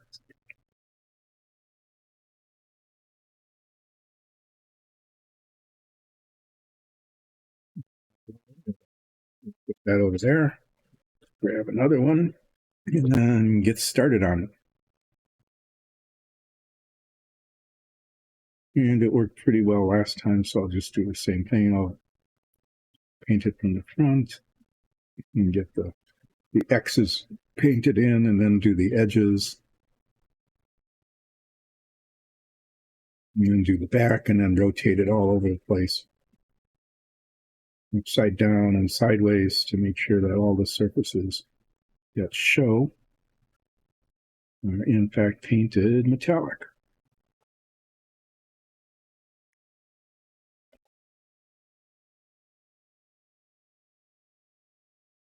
Oh, thanks. Yeah, they really look good on camera, don't they?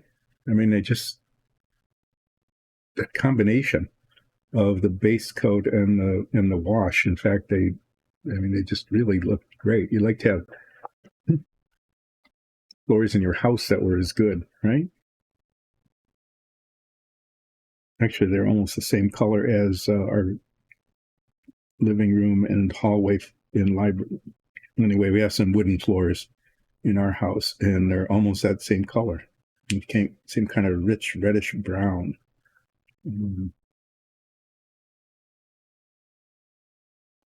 Yeah, and compared to the colors that we were using before, not that they were bad or anything, but these just look so much better.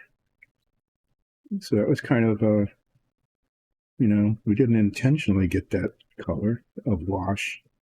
It came with a set that we bought in order to get some other colors that we wanted. It was less expensive buying a whole set of 10 different colors to get like 7 that we needed than to buy those 7. But this wash came with it, the smoky ink, and then I tried it out in combination with different base colors.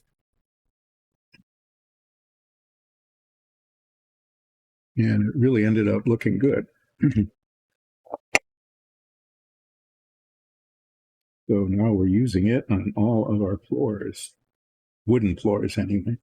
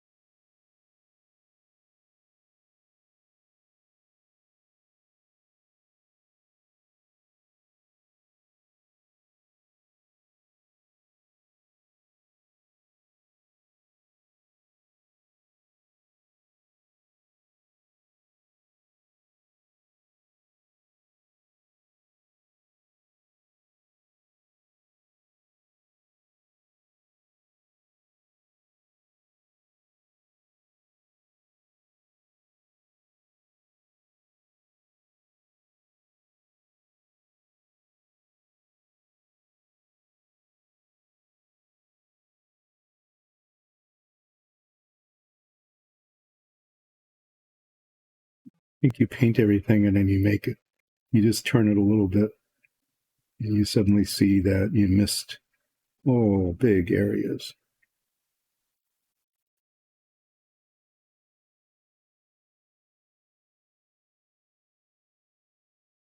Which is why I spend a lot of time rotating things and always finding a surprise. Earlier today, this morning, as I was painting in the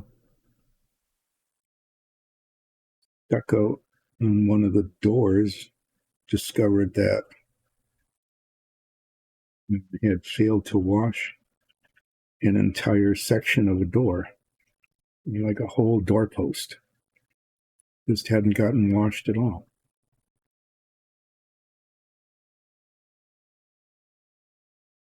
So this whole set, and I'll show you most of it when I'm done with these windows, probably needs to go through some sort of final inspection by someone who didn't paint them.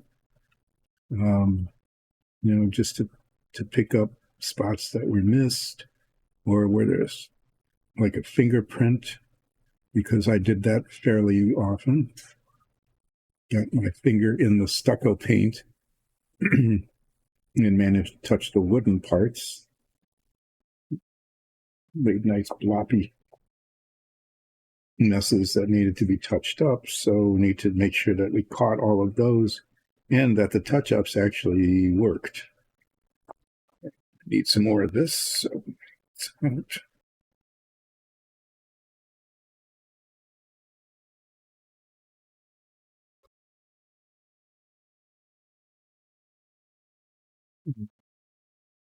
like final inspection, quality control kind of thing.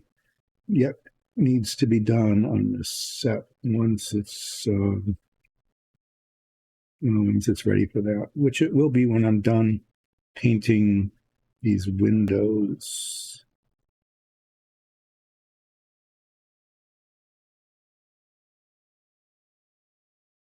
I said, it's our noisy cat. Just came in to say hello. Already had 2 treats. Already had morning meds. Yeah.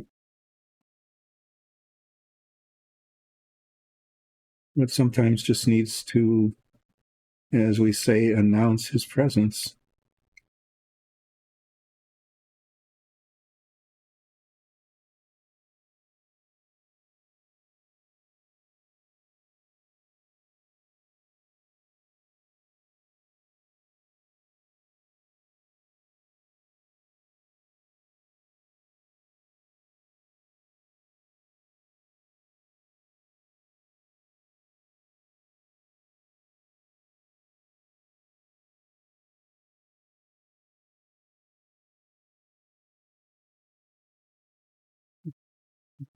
My hand holding the brush seems to be a little more steady than it was earlier this morning.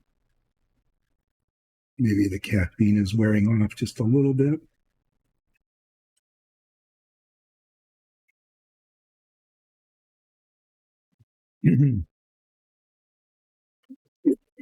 There's a little bit of a filament there.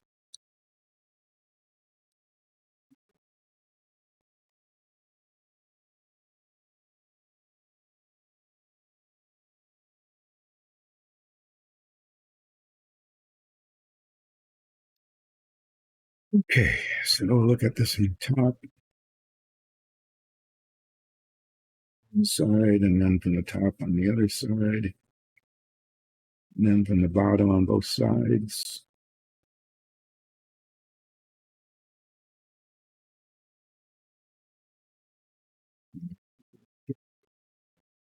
Probably some spots that didn't get painted.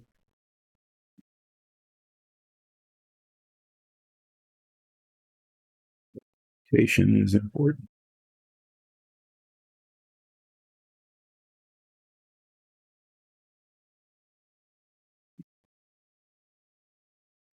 Really noticing, but these tiles are painted the front and the back. So if you're doing a campaign and if you're streaming it, you can show people coming in from the outside and going in.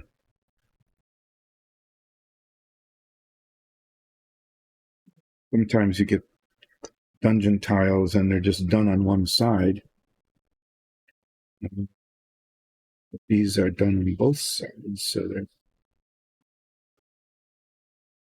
no matter what angle you're looking at, they look good. They look good, assuming that the painter did a good job, getting all of the surfaces that needed to be painted and not getting the surfaces that didn't need to be painted.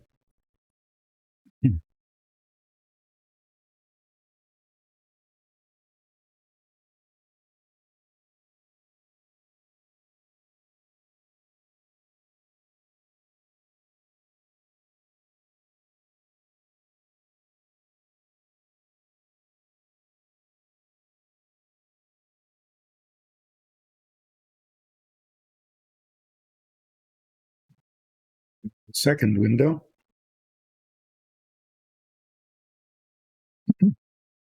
Yep. If you can see it, there's the other window. You can see that looks pretty good with the metallic. So put that aside and put the camera in the place where I'm actually painting.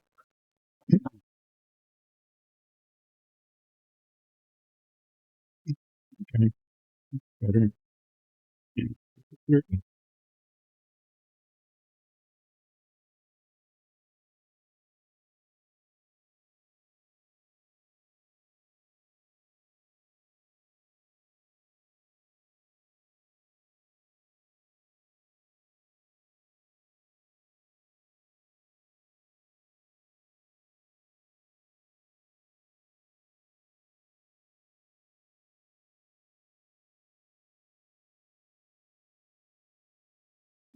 Quickly fill in the mullions in the middle, and then rather somewhat more slowly do around the edges.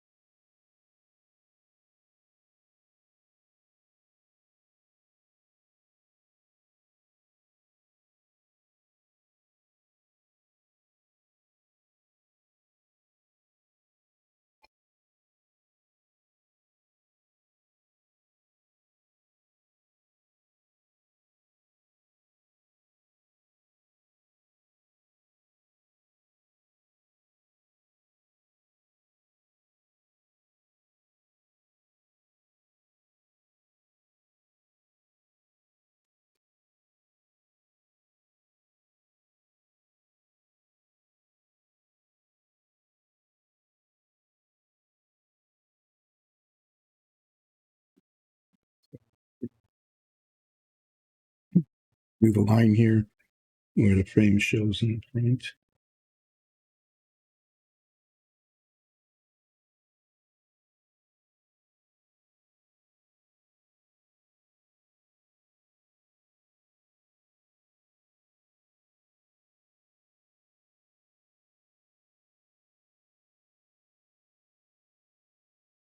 Get a nice even line as much as I can.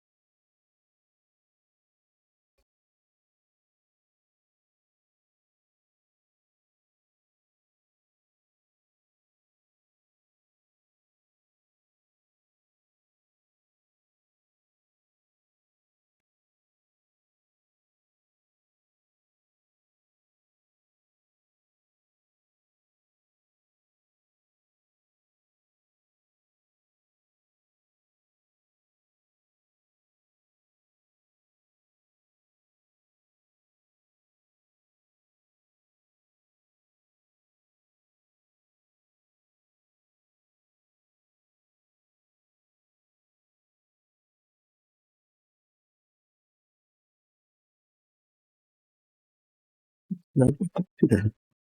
Yeah. Are you needing attention? No one's giving it to you? Are you feeling okay? Yeah.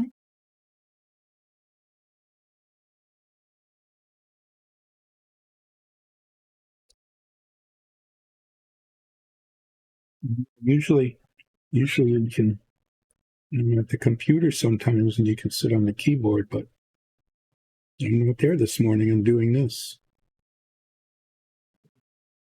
What's up? The other side.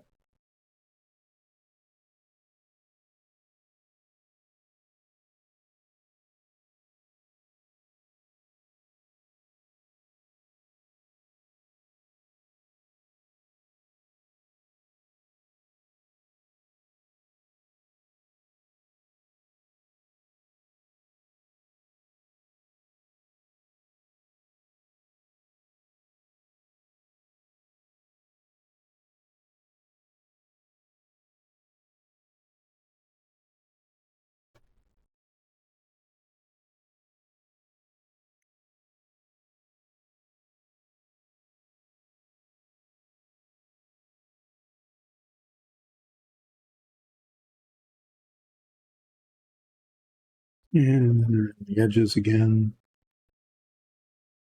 Yeah, and I did. I mean, again, in the sense that it's again an edge, but not the same edge because do it again on the one I've already done.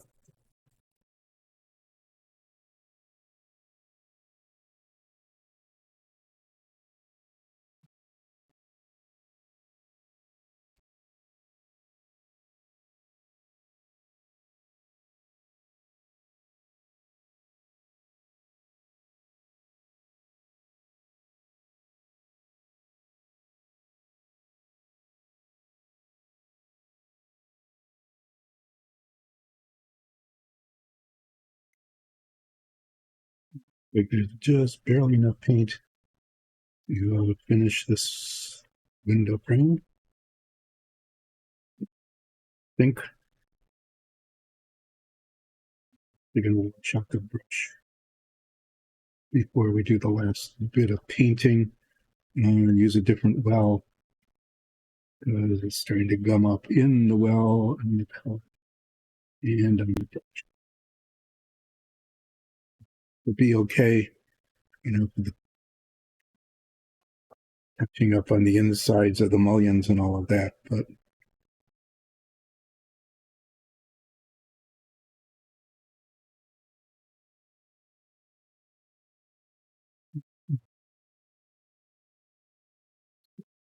look at it from the top, spots that haven't been painted. Looking at this direction.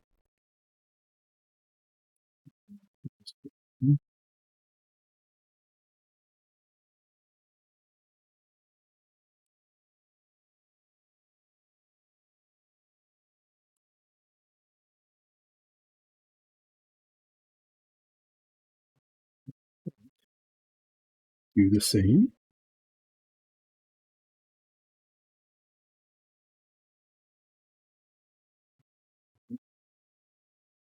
Need to be painted.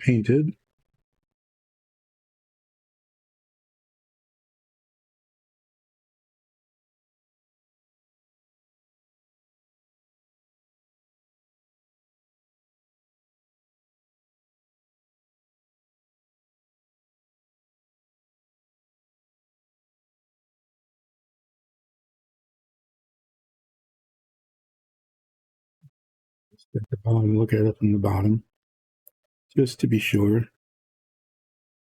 You never know what's going to show and what isn't.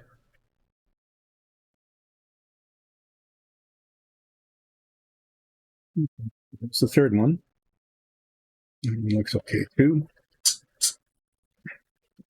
Clean it. It's how they're looking at the moment.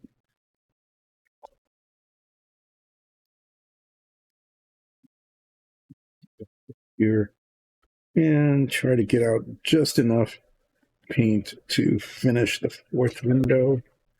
Don't want to waste any necessarily. So that's probably, I don't know. We'll find out. If that's not enough, we can always squeeze out more. Hopefully, it'll be just right.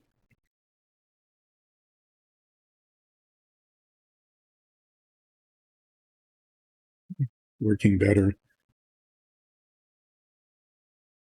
The consistency is a little better, and the brush being cleaner is making it a little easier as well.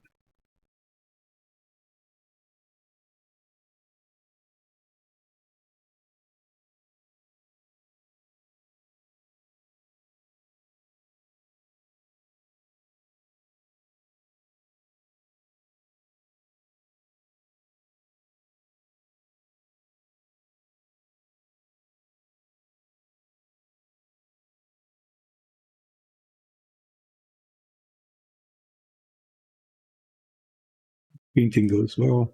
It's always nice when you put paint on something and all the scabbiness underneath, the priming and the slop over from the previous color and that sort of thing, it all just disappears and it looks really nice. It's like painting a wall after you've done all the patching. And you prime up the patches and stuff, and it looks really kind of ugly. Get the edges in, it looks kind of better, and then you get the roller out and finish it in. You step back and say, it looks okay now. Before everything looked kind of ugly, really. But now it's even and clean. They need to do that in our hall upstairs. We don't have any extra paint of the same color. I need to do some touching up. Where there was a hole, a hole got pinched in the wall. Not a big hole, just a little hole, but it's, got patched and the spackle shows now.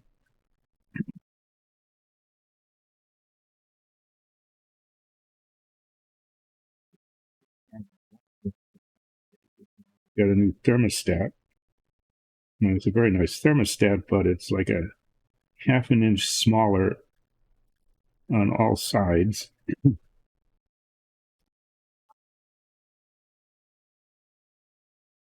The area that was not painted behind the old thermostat, which is a different color than the wall is now,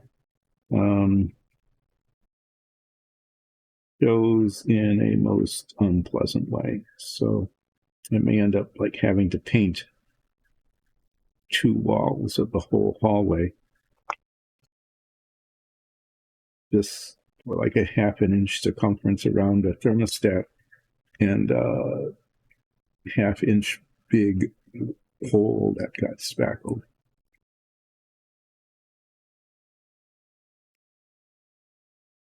That's what happens when you don't have paint that matches. I thought for sure we had some. Look again. It might be labeled something else. It'd be a lot easier just paint a little bit over the patch in the wall than to paint the entire wall. And not having to tape all of the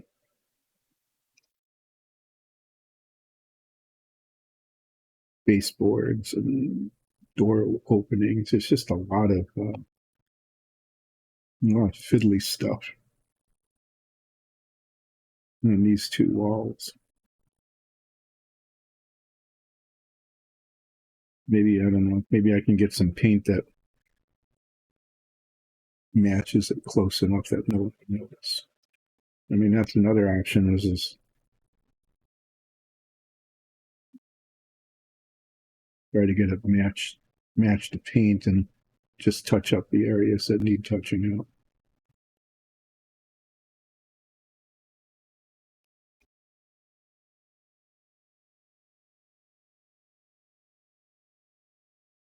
It's a whole lot easier to repaint a wall when it's this size.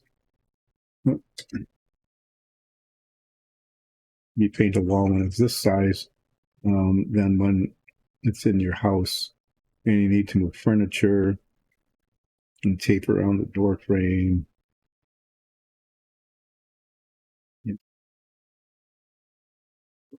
At some point, it needs to be done. And that's when you just say, okay, we'll just repaint the whole hall. Take a day and a half and do all the prep work and get the ladders out and cut in around the ceiling.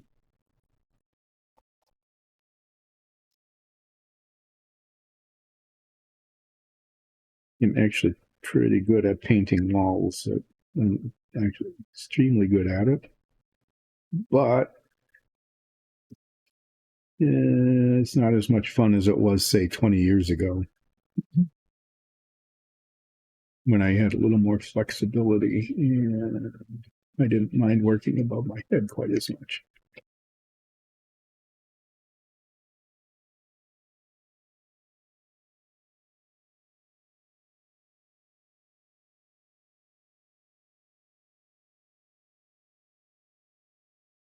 This painting requires,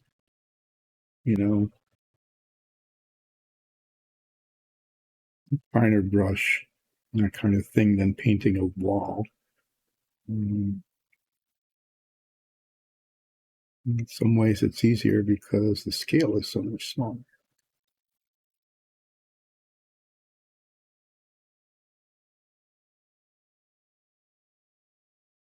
And I'm just rotating it around different ways to make sure that all the surfaces are covered.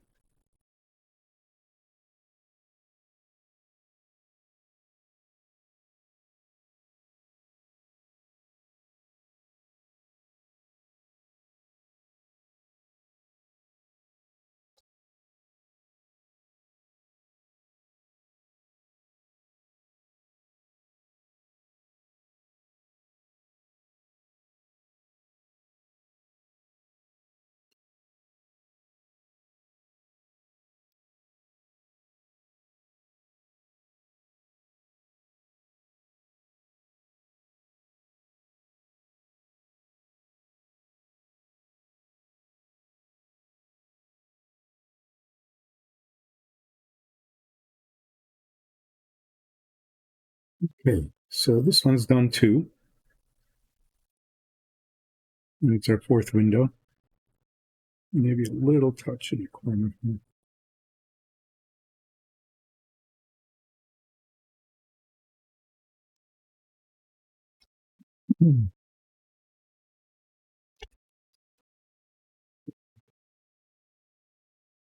And that completes the work on these sets. So what I'm going to do here is I'm going to put most of it aside, and I'm going to take out maybe 6 or 7 or 8 of these things. I'll keep one of the windows. But basically, I need to make room, so I'm pushing them way over here, way out of the way.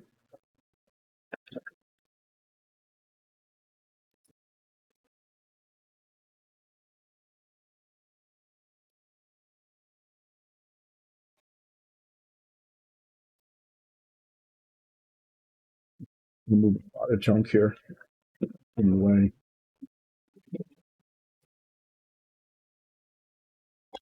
I have a variety of these things. Corners.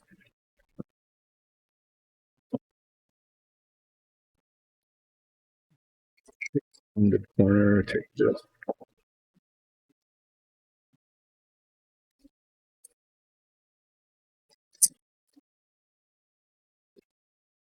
And the way why I'm doing this is I want to show you how these work, because it's really pretty cool. Take a whole lot of them, but I want to show you how they come together. So we'll move this camera around a little bit. So as you can see, this is just kind of an agglomeration of things. Each of these has magnets, little ball magnets. Can't really see them in the base.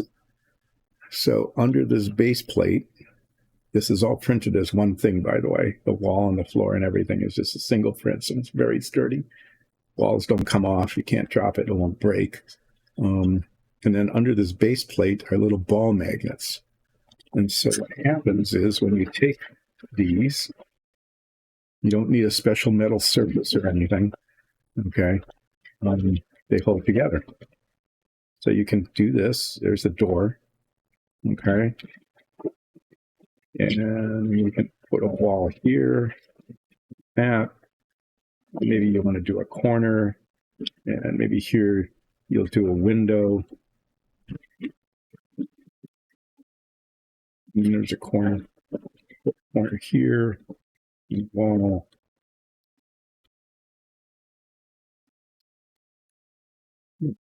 The corner here, and we don't have a lot of these floor pieces. I'll just put one in, and another wall, and then you got your trap door here. Okay, so you could do that, and you can move it around. Whole thing holds together really pretty well, and then you decide that you don't like that and you want to do it differently. So you take it apart and do that. Okay. And then you decide that you want to make it bigger, and then you insert that there, that kind of thing, and just a whole lot of filling in. And as you can see, all the pieces are compatible, and you can move them around in many, many different ways. In fact, we have done this. You can move them around during a battle. We had a mimic dungeon. And after we completed phase 1, all of a sudden the dungeon came apart and reconstituted itself in a totally different way. It was an interesting kind of fight. And all of a sudden you were in a totally different room. Ta-da, just like that. So that's how these are built. This particular set is primed and then hand painted. There's a base coat on here and washed to make the wood grain pop out. And then the stucco walls and the windows are done. The doors work. We don't have a door here yet, but you can see that a door will fit in here and will open and close. So you can come up to this, open the door, walk in, fall into the trap door, that kind of thing. There's nothing in the way. These tiles are all set up, and there's nothing built in. We have little things that you can put in. We got tables, we got fireplaces. There's actually a fireplace here somewhere. Yep. There's a fireplace if you want to. Ta-da. Now you've got a fireplace. I'll tip that up so you can see it. Okay. Got a fireplace up against the wall. And these things can just be put anywhere. So the tiles themselves have a lot of flexibility, and the tables and chairs and fireplaces and other kinds of additions that you can put into it. Make it a really cool set. So this particular set is big. I'm not sure we've got all the pieces for it, but it's pretty close to it. You can see you can even build rooms inside of rooms, which is neat. I mean, if you wanted to, you could put a doorway here and here instead, put a wall there, that kind of thing, where there's a door. You come in somewhere like over here, and you walk into another room inside of the room. So we have inside corners as well. This particular set doesn't have one, where you could build an inside corner somewhere, which is another reason why they're painted in both the front and the back, because for this,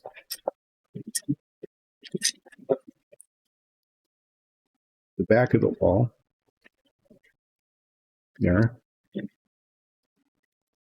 back of that corner is actually the inside wall of another room. So anyway, that's how these things work.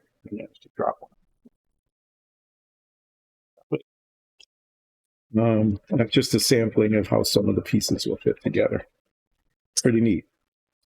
So what I'm going to do now is move all of these into this is finished pile. Bring out another set.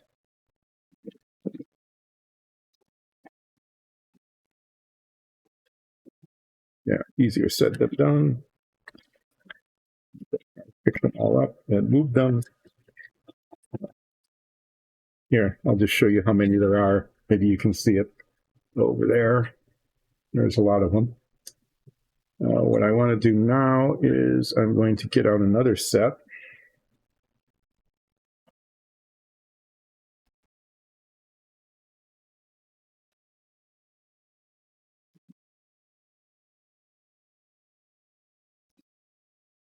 These are stone sets.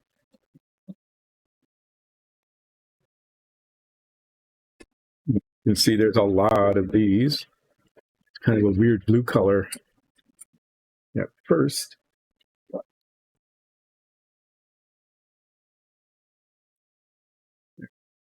Whole lot of dungeon tiles here. We have two kinds of stone tiles. We have, I'll show you both of them here next to each other. These are also magnetic, see? Yeah, make some room. And some magnetic. Oh.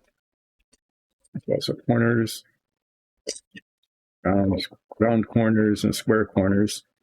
But there's two kinds of stone tiles that we have. So there's actually two sets here. One is a cut stone set, both the floor and the walls. And the other is a rough stone set, both the floor and the walls. And again, just like the others, the floor and the wall are printed as a single piece. And then there's a base plate that goes on and the magnets go in underneath that. These particular sets, one of them has built into the wall flame sigil. This is, just a cool little thing. There's three of them on three of the walls. And they get painted, if I recall correctly, it's like brass or bronze on the outside, and then the flames are red.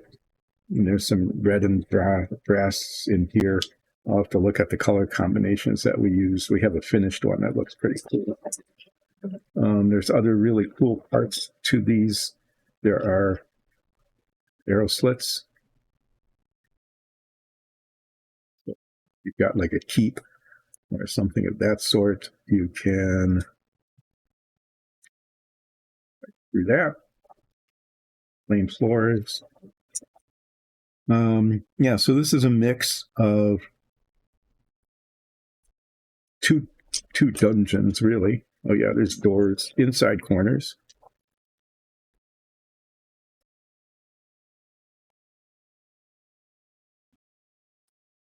You do an inside corner like that. I mixed cut and rough stone because that's just what I pulled up. And of course, you have to have doors. So there's doorways also.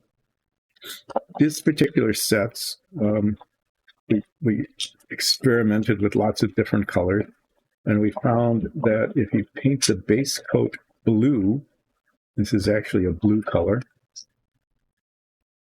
and then put a dark gray or a light gray wash over it, it really looks much better than gray with a wash over it.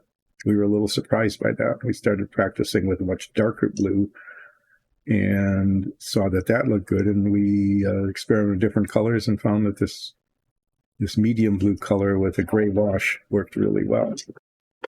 So these have been primed and a base coat has been started. But as you can see, there's spots, gaps here in the stone that'll show through even after it's washed. And in here, sometimes the inside, not this one's done pretty well, but there's little spots all over the place. So we have this huge pile of tiles. And what I'm going to do is get out the blue color and do touch up. So that's not going to be very strenuous. It will be quite relaxing for me. Just need to, need to think about where I'm going to put these after I'm done touching them up.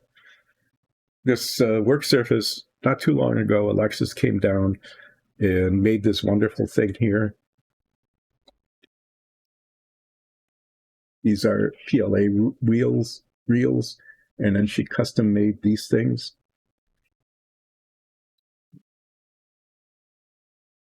Here, with the Viejo paints. Cool, huh? And now, of course, I've been using them, and all the paints are out, scattered all over the table, using up all the surface area. So,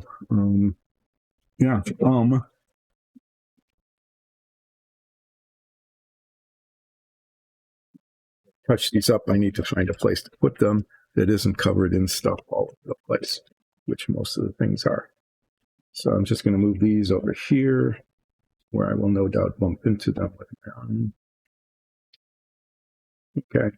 So the other thing, just to say after I'm done touching these up, is we're going to paint brown accent stones on these.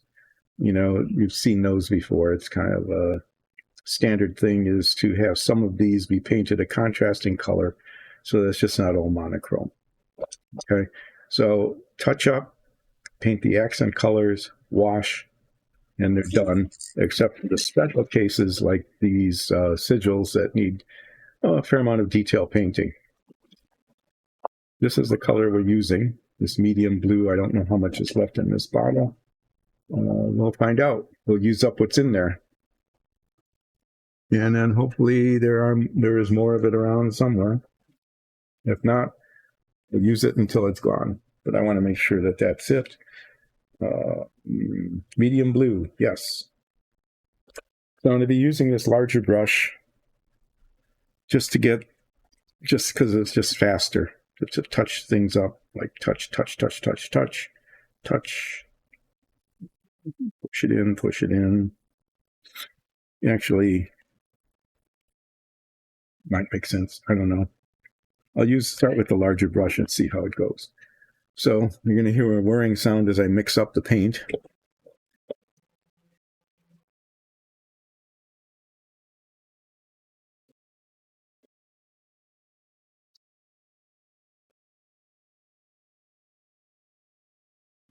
Stuff what's in this bottle, and then if we need more, I'll look around to see if there is any.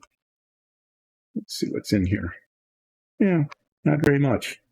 So we'll see how far this goes. Again, I'm just touching up, so I won't be using a lot of it, but there are a lot of tiles. Let's see.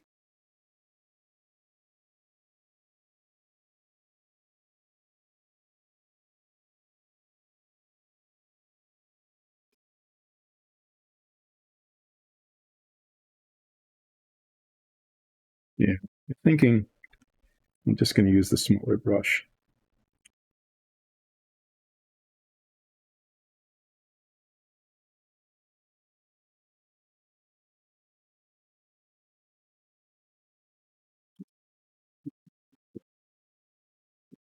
In here, there's little spots, and I need to get in.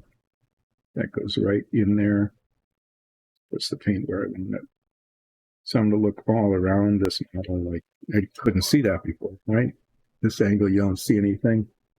And rotate it, and boom, white spot.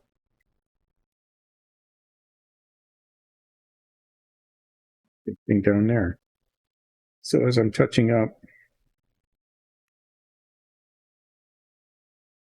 rotate it around in different orientations.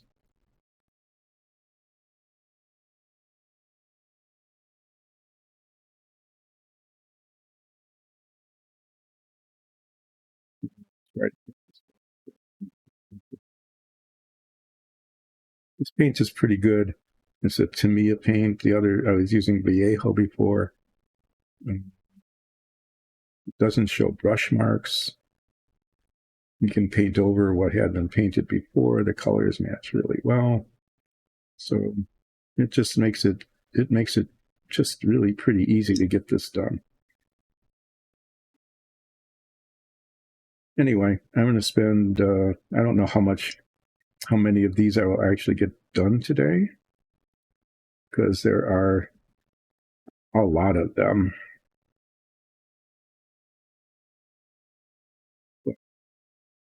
I've got about 45 minutes left, so I will just chug away and let's hear until the time's up. Yeah, it is a lot of pieces. I can see why it needs some touching up, because whoever painted the base coat on here must have got really, really sick of painting blue.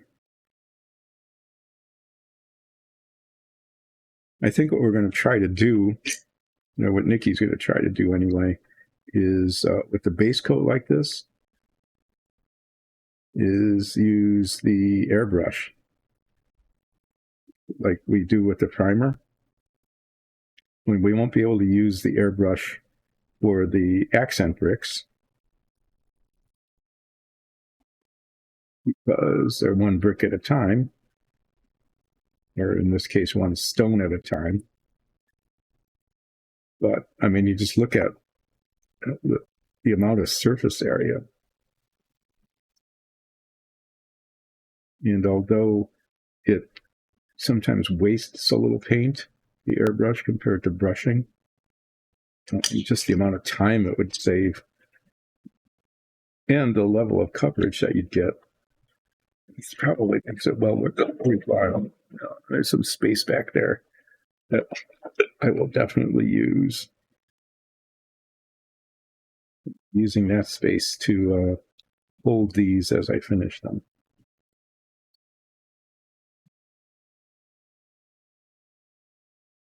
So this is just a mix of cut stones and rough stones, and I'm kind of picking them out haphazardly. And so sometimes you'll see a cut stone like this, and the next one I grab might be a rough stone. But the color is the same and the process is the same, and that is to do the touch up so that when we put the wash on it, the variation we get is because of the wash and not because areas weren't painted. These bright, even with a dark wash, with dark gray, some of these white spots might show through depending, if the wash isn't on there heavily.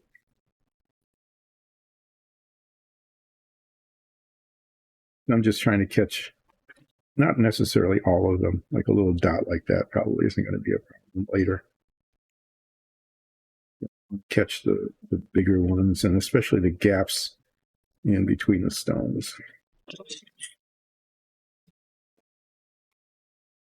Here's a rounded corner. It's look really good when you put a dungeon together.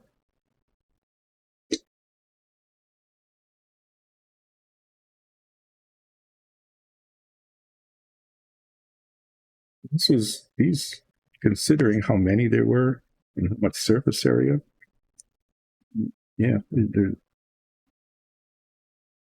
I think even there was more touch up on the wooden tiles that I was doing before than there are on this. It's mainly just little dots like this, and some of these, the paint shrinks as it dries, and sometimes you get spots like this even though it was covered. The paint shrinks and then pulls away as it's drying, and then you'll get a white spot. Probably not because of a bubble. This stuff doesn't bubble very much. But probably because it's just pulling away from the surface a little bit.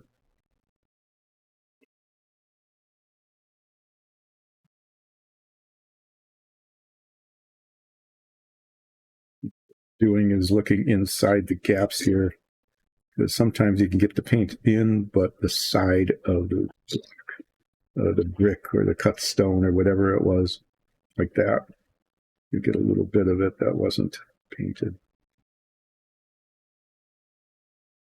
And again, you probably had the brush in there and you probably painted it, or like here, it's painted down at the bottom, but there wasn't enough paint on the side of the brush, or it just missed it, and so there's a white spot, which wouldn't show usually too much, but it depends on the angle you look at it. Yeah, I'm getting it on my hands, but oh well.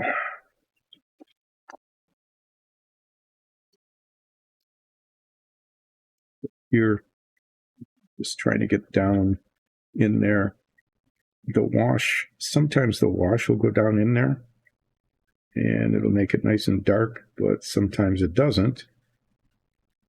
And then you look at it from the top and all of a sudden there's a big white streak across where you'd like it to be pretty much black.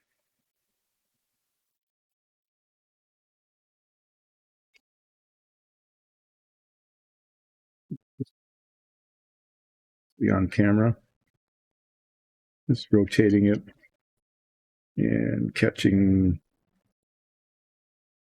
the white spots, at least most of them. I mean, there might be a couple that I miss even at this stage, and I'll have to play with the wash when it comes time to try to make sure that they're covered. Or when we do final quality control, might catch it then.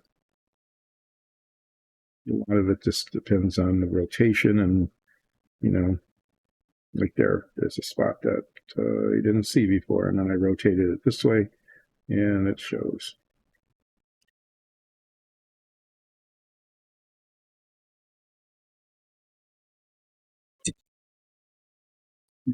Pushing them off to the side. This is a corner piece with the rough stone, so you can compare that to the one that I just did, which was cut stone. In this case, a little bit of variation on the surface of those big blocks is probably a good thing, as that'll make it a little more interesting when the wash goes on.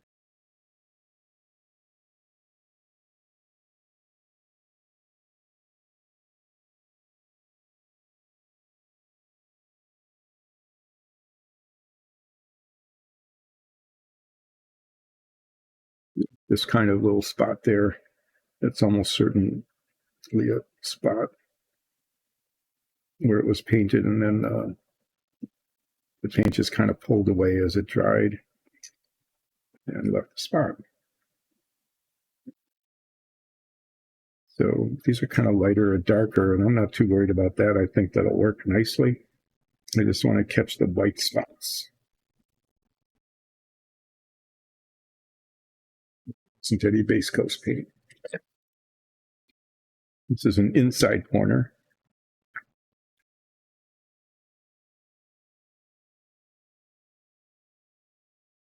Got an odd shaped room or a room in a room.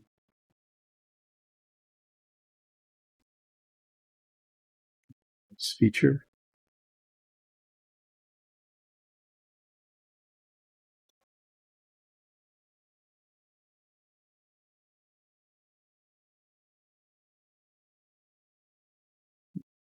Paint left in this bottle with this touch up is using tiny little bits. So yeah, there'll be more than enough.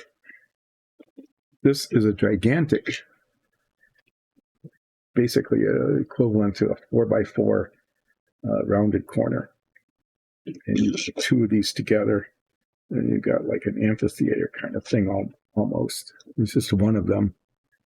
So I think the set takes two, but I'm not sure where the other one might be. This is going to take a lot of touching up, especially down in the crevices here between the blocks.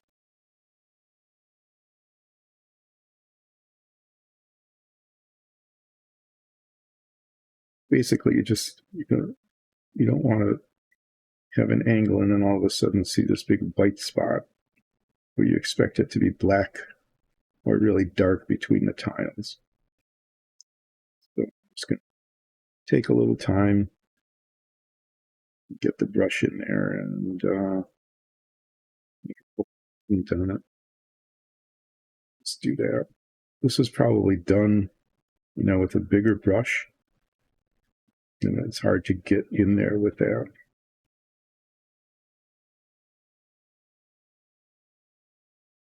An airbrush, I'm guessing you could just hold it up and spray into it.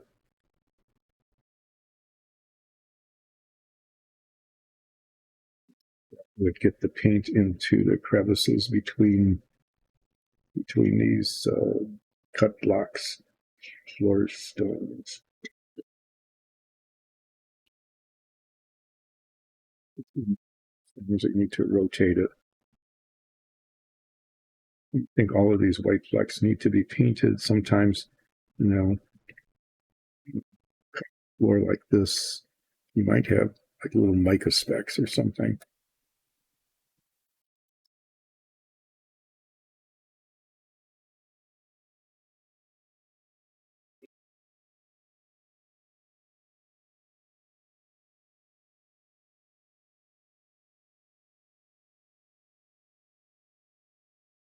The same thing here.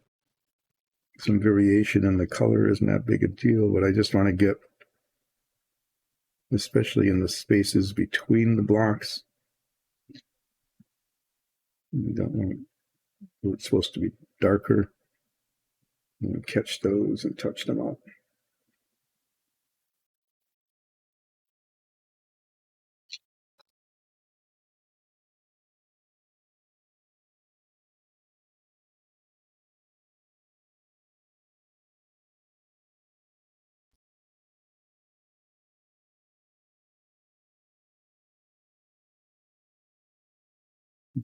I mean, we'll test the airbrush on a piece like this sometime. It's a big surface area, and it might work really well.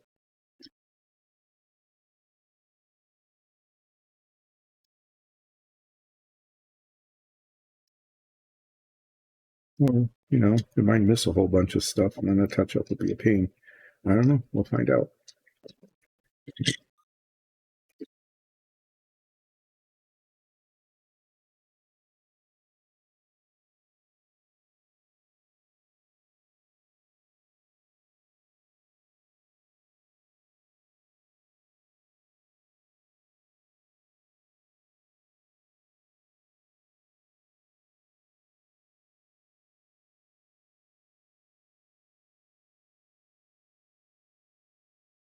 Well, when we start, I'm not going to get to it today. I might even finish the touch-up. When we start doing the accent blocks in bricks, we talked about, whether we're going to try to do them kind of randomly or just kind of pick a pattern and just repeat it. We'll find out when we start actually doing that. Probably on Wednesday. So this relaxing painting brought to you by Dyson Dungeons, streams on Mondays, Wednesdays, and Fridays, at least at this point in time, from 10 until 2 Eastern time. It's Eastern Standard Time now. And once Congress makes daylight savings time permanent, apparently they can't decide what time it's supposed to be. And I'm going to refrain from talking about, does anybody really know what time it is, et cetera, et cetera, et cetera.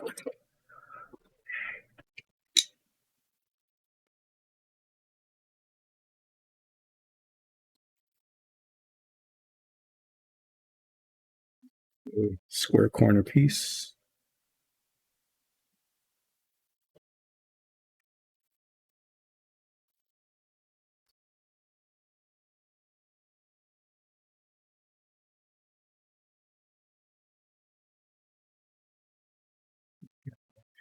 About the variation in the color on the surface, as long as there's some color.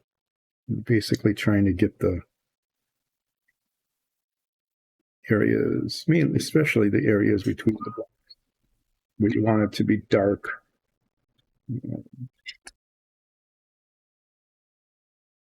And then if there's any spots, obvious spots that aren't painted at all.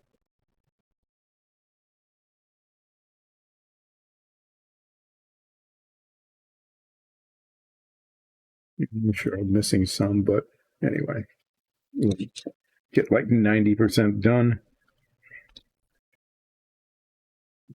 Catch any obvious problems later. Here with these cut stones, I especially am interested in making sure that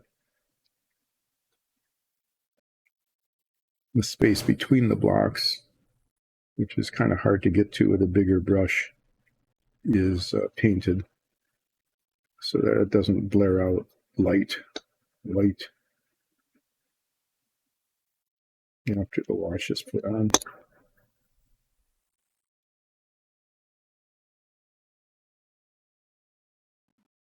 Getting some spots between the blocks.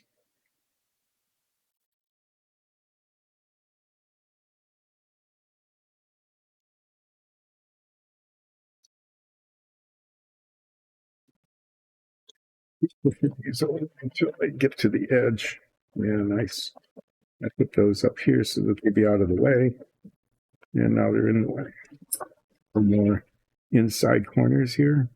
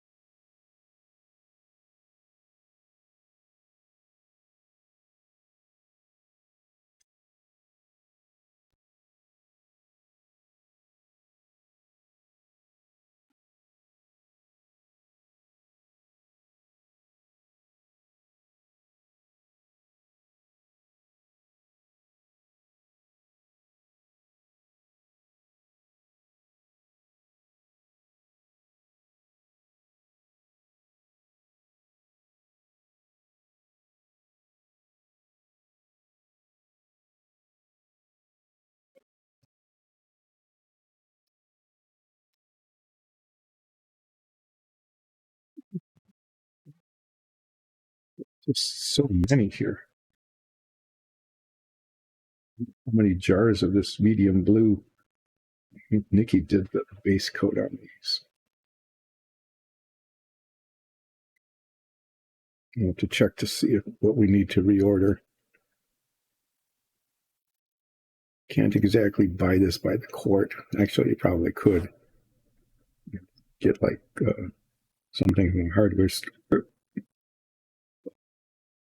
You wouldn't get the same kind of no brush mark kind of look that you do using these model paints, and it might not adhere. Even if it's prime plastic, it might not adhere very well. So we will just continue to use the paints that are designed for this use.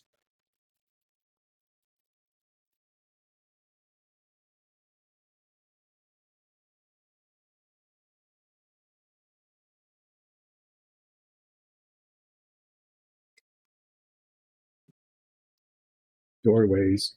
Now, I'm not quite sure what's going on here. I think that the idea was that these lintels are going to be painted wood, like a brown color. I am not entirely sure. I mean, they could be stone as well, especially the cut stone, or they could be wood. I'm guessing the idea was that they would be painted wood, which is why there isn't any base coat on them. But I am unsure about that. So what I'm going to do is take the time to just paint them. And if they're going to be painted wood, well, they can just be painted over. And if they're not, then the base coat isn't. So, it's not a big deal just to put some new paint on here. And then if we need to paint them a different color, just paint right over it. It gives us options.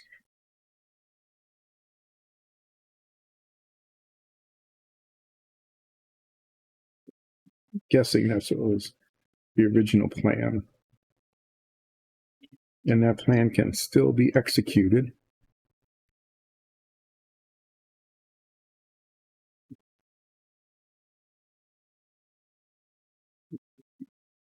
Continuation of the stone.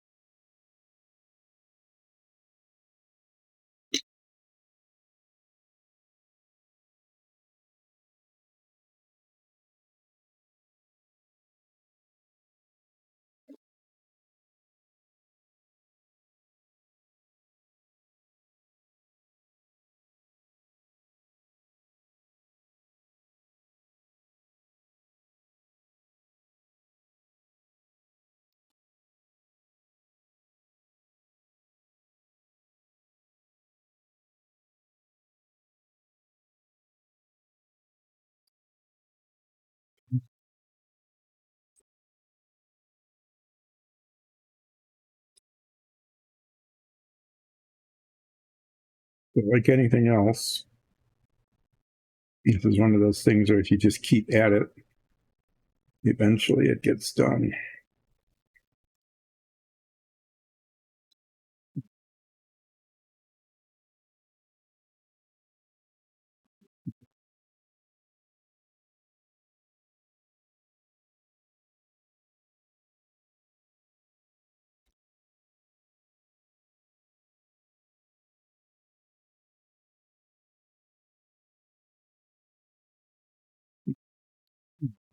The important thing is to just keep rotating it, because these spots will show up.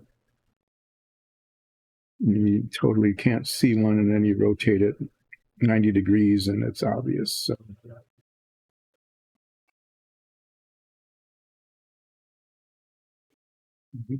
there's that spot there, totally invisible until I rotate it this way.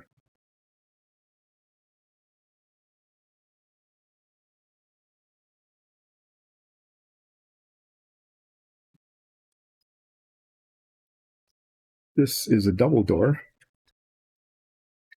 2 doors in here, and they swing in and out. Pretty cool. An entryway to a grand hall or something like that.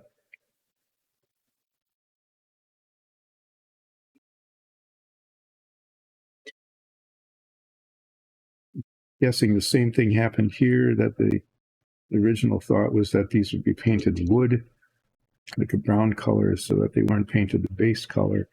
But I'm going to paint them the base color anyway, just in case we decide at some point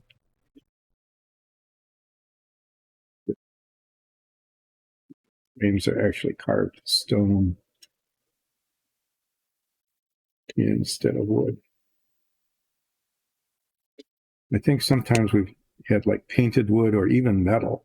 We painted those in metallic colors so that the door frames were, very secure, I guess, so to speak. But I'm going to paint them the base coat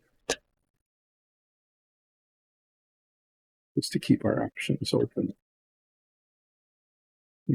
That do, even with a little brush here, get a whole lot of paint on it and slop it out.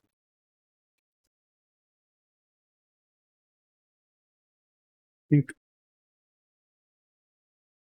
with these cut stone pieces, we could even paint them like a brass color, depending on what color we paint the doors and whether we want this to be an entryway to something really fancy or something scary. And we could paint them like a flat black, if it's like the necromancer's lair or something, or the mage room.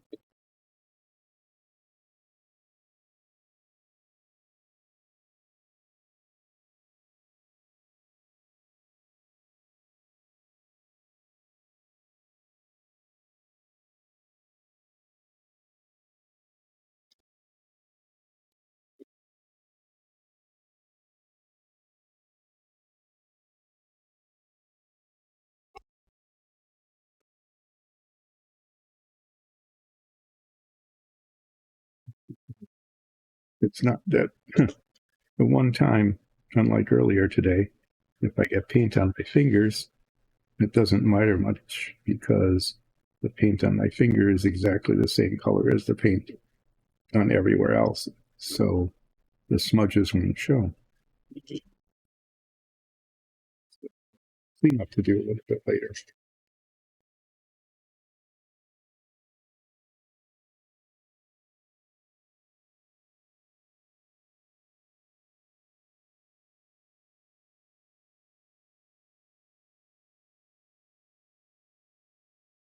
Okay.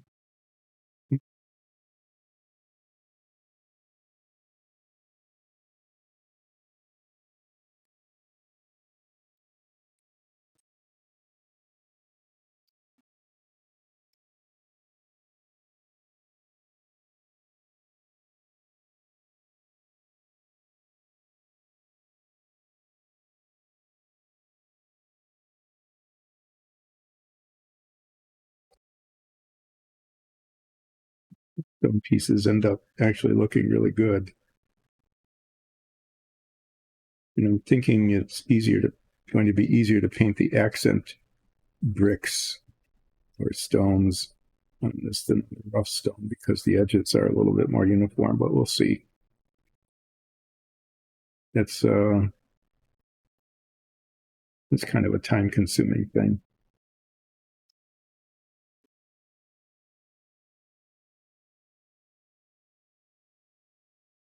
You have to be careful with the edges.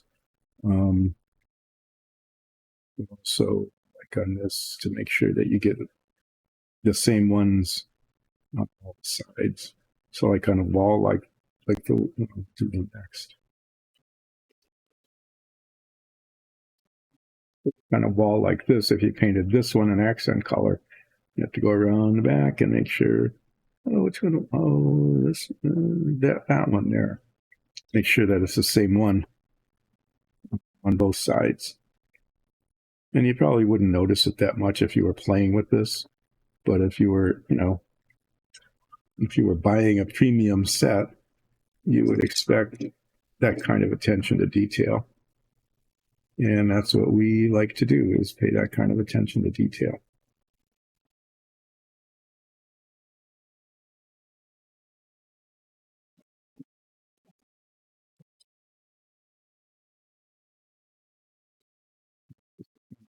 These are kind of rare.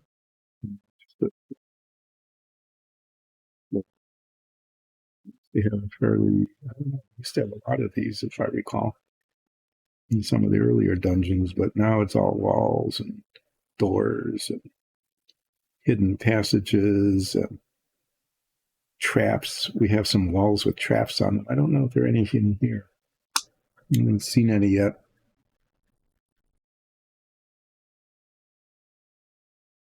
There's actually on one of our sets, there's a wall that rotates. In on one side is a trap, and you can, right during play, can reconfigure the dungeon to spring the trap. And there's a flame and a gas cloud.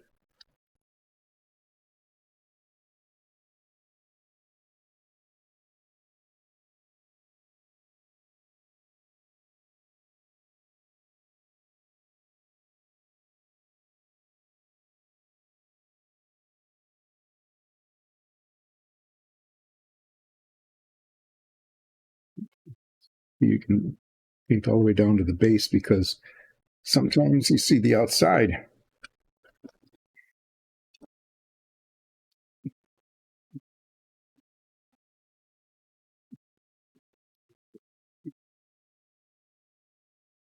There's another one of those double doors. I'm just going to paint the door frame again like I have in the past for the same reasons I explained later.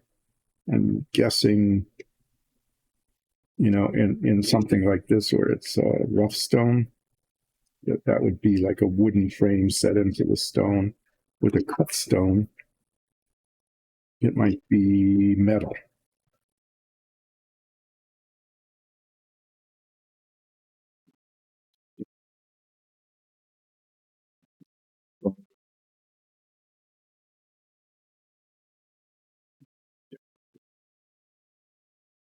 dungeon like this. It might be metal too.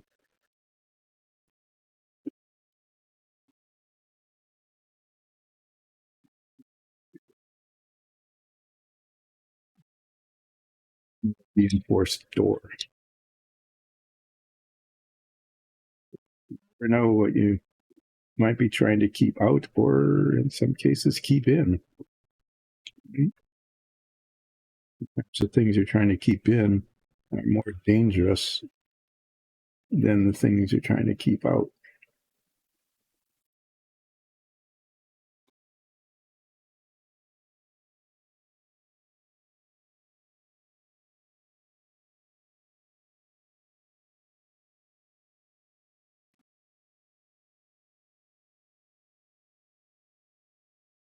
You open the door, you don't know what will be behind it. Maybe it's trying to keep you away from treasure. Maybe it's trying to keep some sort of hideous beast, like a dire wolf or something, or a dire crab or something like that, trapped. And then you open it and go, oh, look what I let loose. Lovely.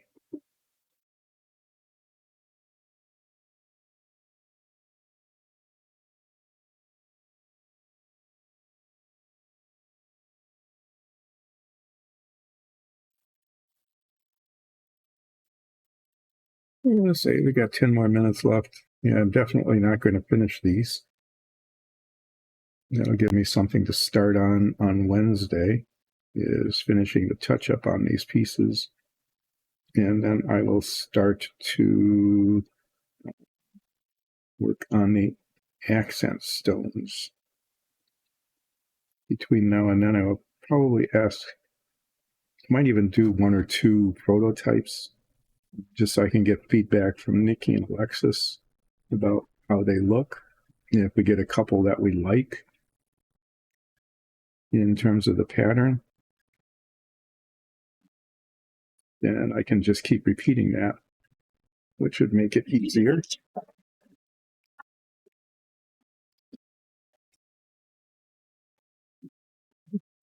Here's a window. These are cool, actually. The arched windows. We've used these in the past. It's a little, okay, I'm going to have to clean that up. Underneath, there's no support. So the print left a bunch of little strands down there. So I'm going to clean that off before we're finished with it.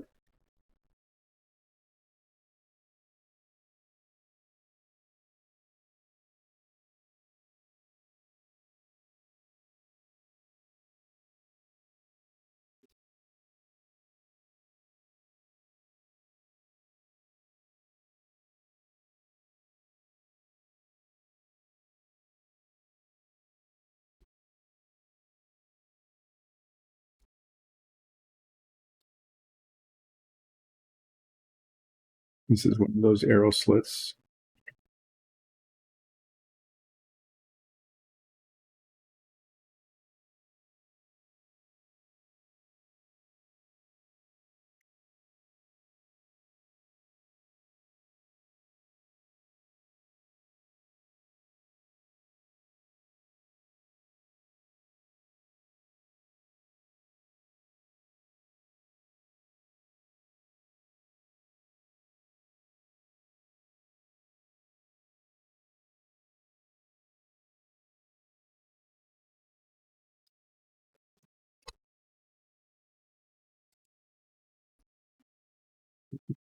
Back, because then I can put the finished ones back in the back.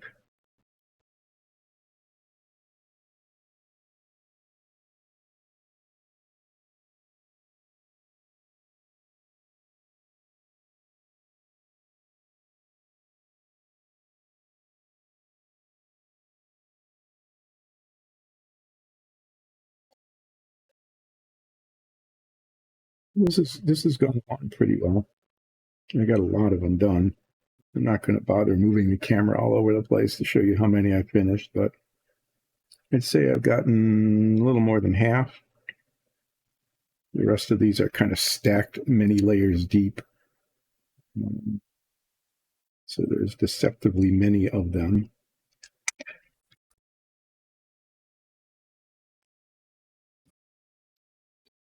After they're painted, they can't be stacked. So take up more room.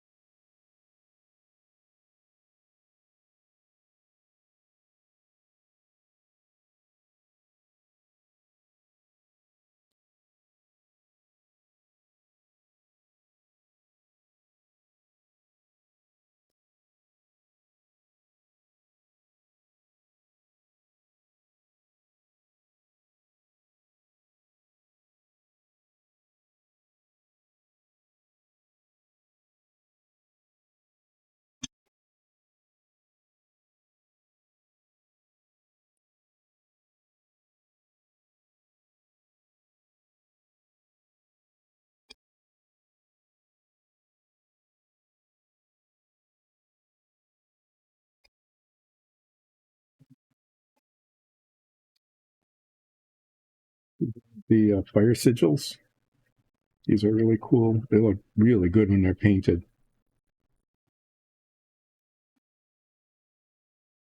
Well, maybe on Wednesday I'll look for one we did so you can see how the colors look on it.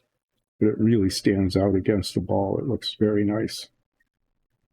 We also are in the process of making earth, water, and air. So if you're interested, you could, they're interchangeable. As I pointed out before, they just don't snap together. So if you don't like fire and you want earth instead, pop that out, put an earth one in. And you could even have multiple ones, I suppose, depending on the magic abilities of the person whose lair this is.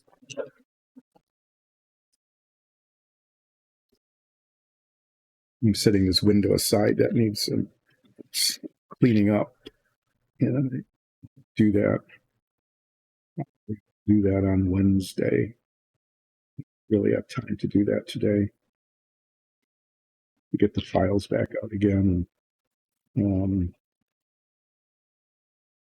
go at that.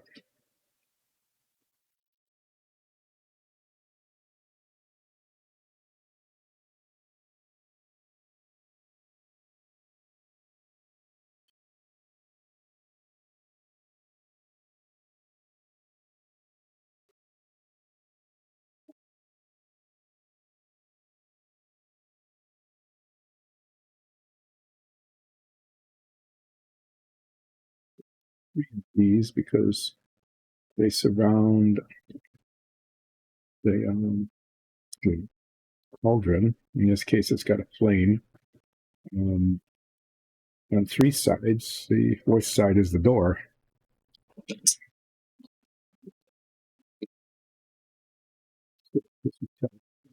Goes in the middle of the room. That reflects the kind of magic that's being used. And we've done the flame already. We have one of those marked up as an example. And we'll be able to do a blue one for water and a blue and whitish one for air. Anyway, yeah, all of the elementals, all of the elements reflected not only in the sigils on the walls, but also on the brazier or cauldron, whatever you might want to call it, in the center of the room. One of the really cool features of this particular set.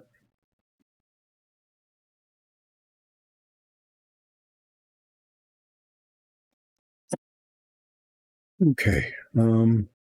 Yeah, pretty much out of time here.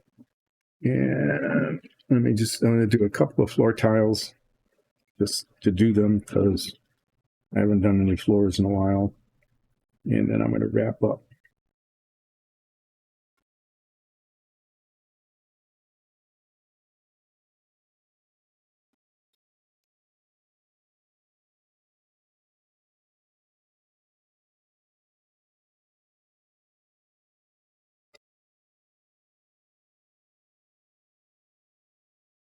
You know, finish touch up pretty early on Wednesday, and then start doing accent bricks and stones. And like I mentioned, probably between now and Wednesday morning, either this afternoon or more likely tomorrow, I'll be getting together with Alexis and Nikki and coming up with a pattern of where we want those stones to be. You know, it requires some sorting out of these things. Anyway, yeah, the pile that isn't done is a whole lot smaller than the pile is. We'll finish that today. So if I kept going, it would be a fortunate thing. I wouldn't be able to stop. Done, and that would take too long. So clean these brushes up.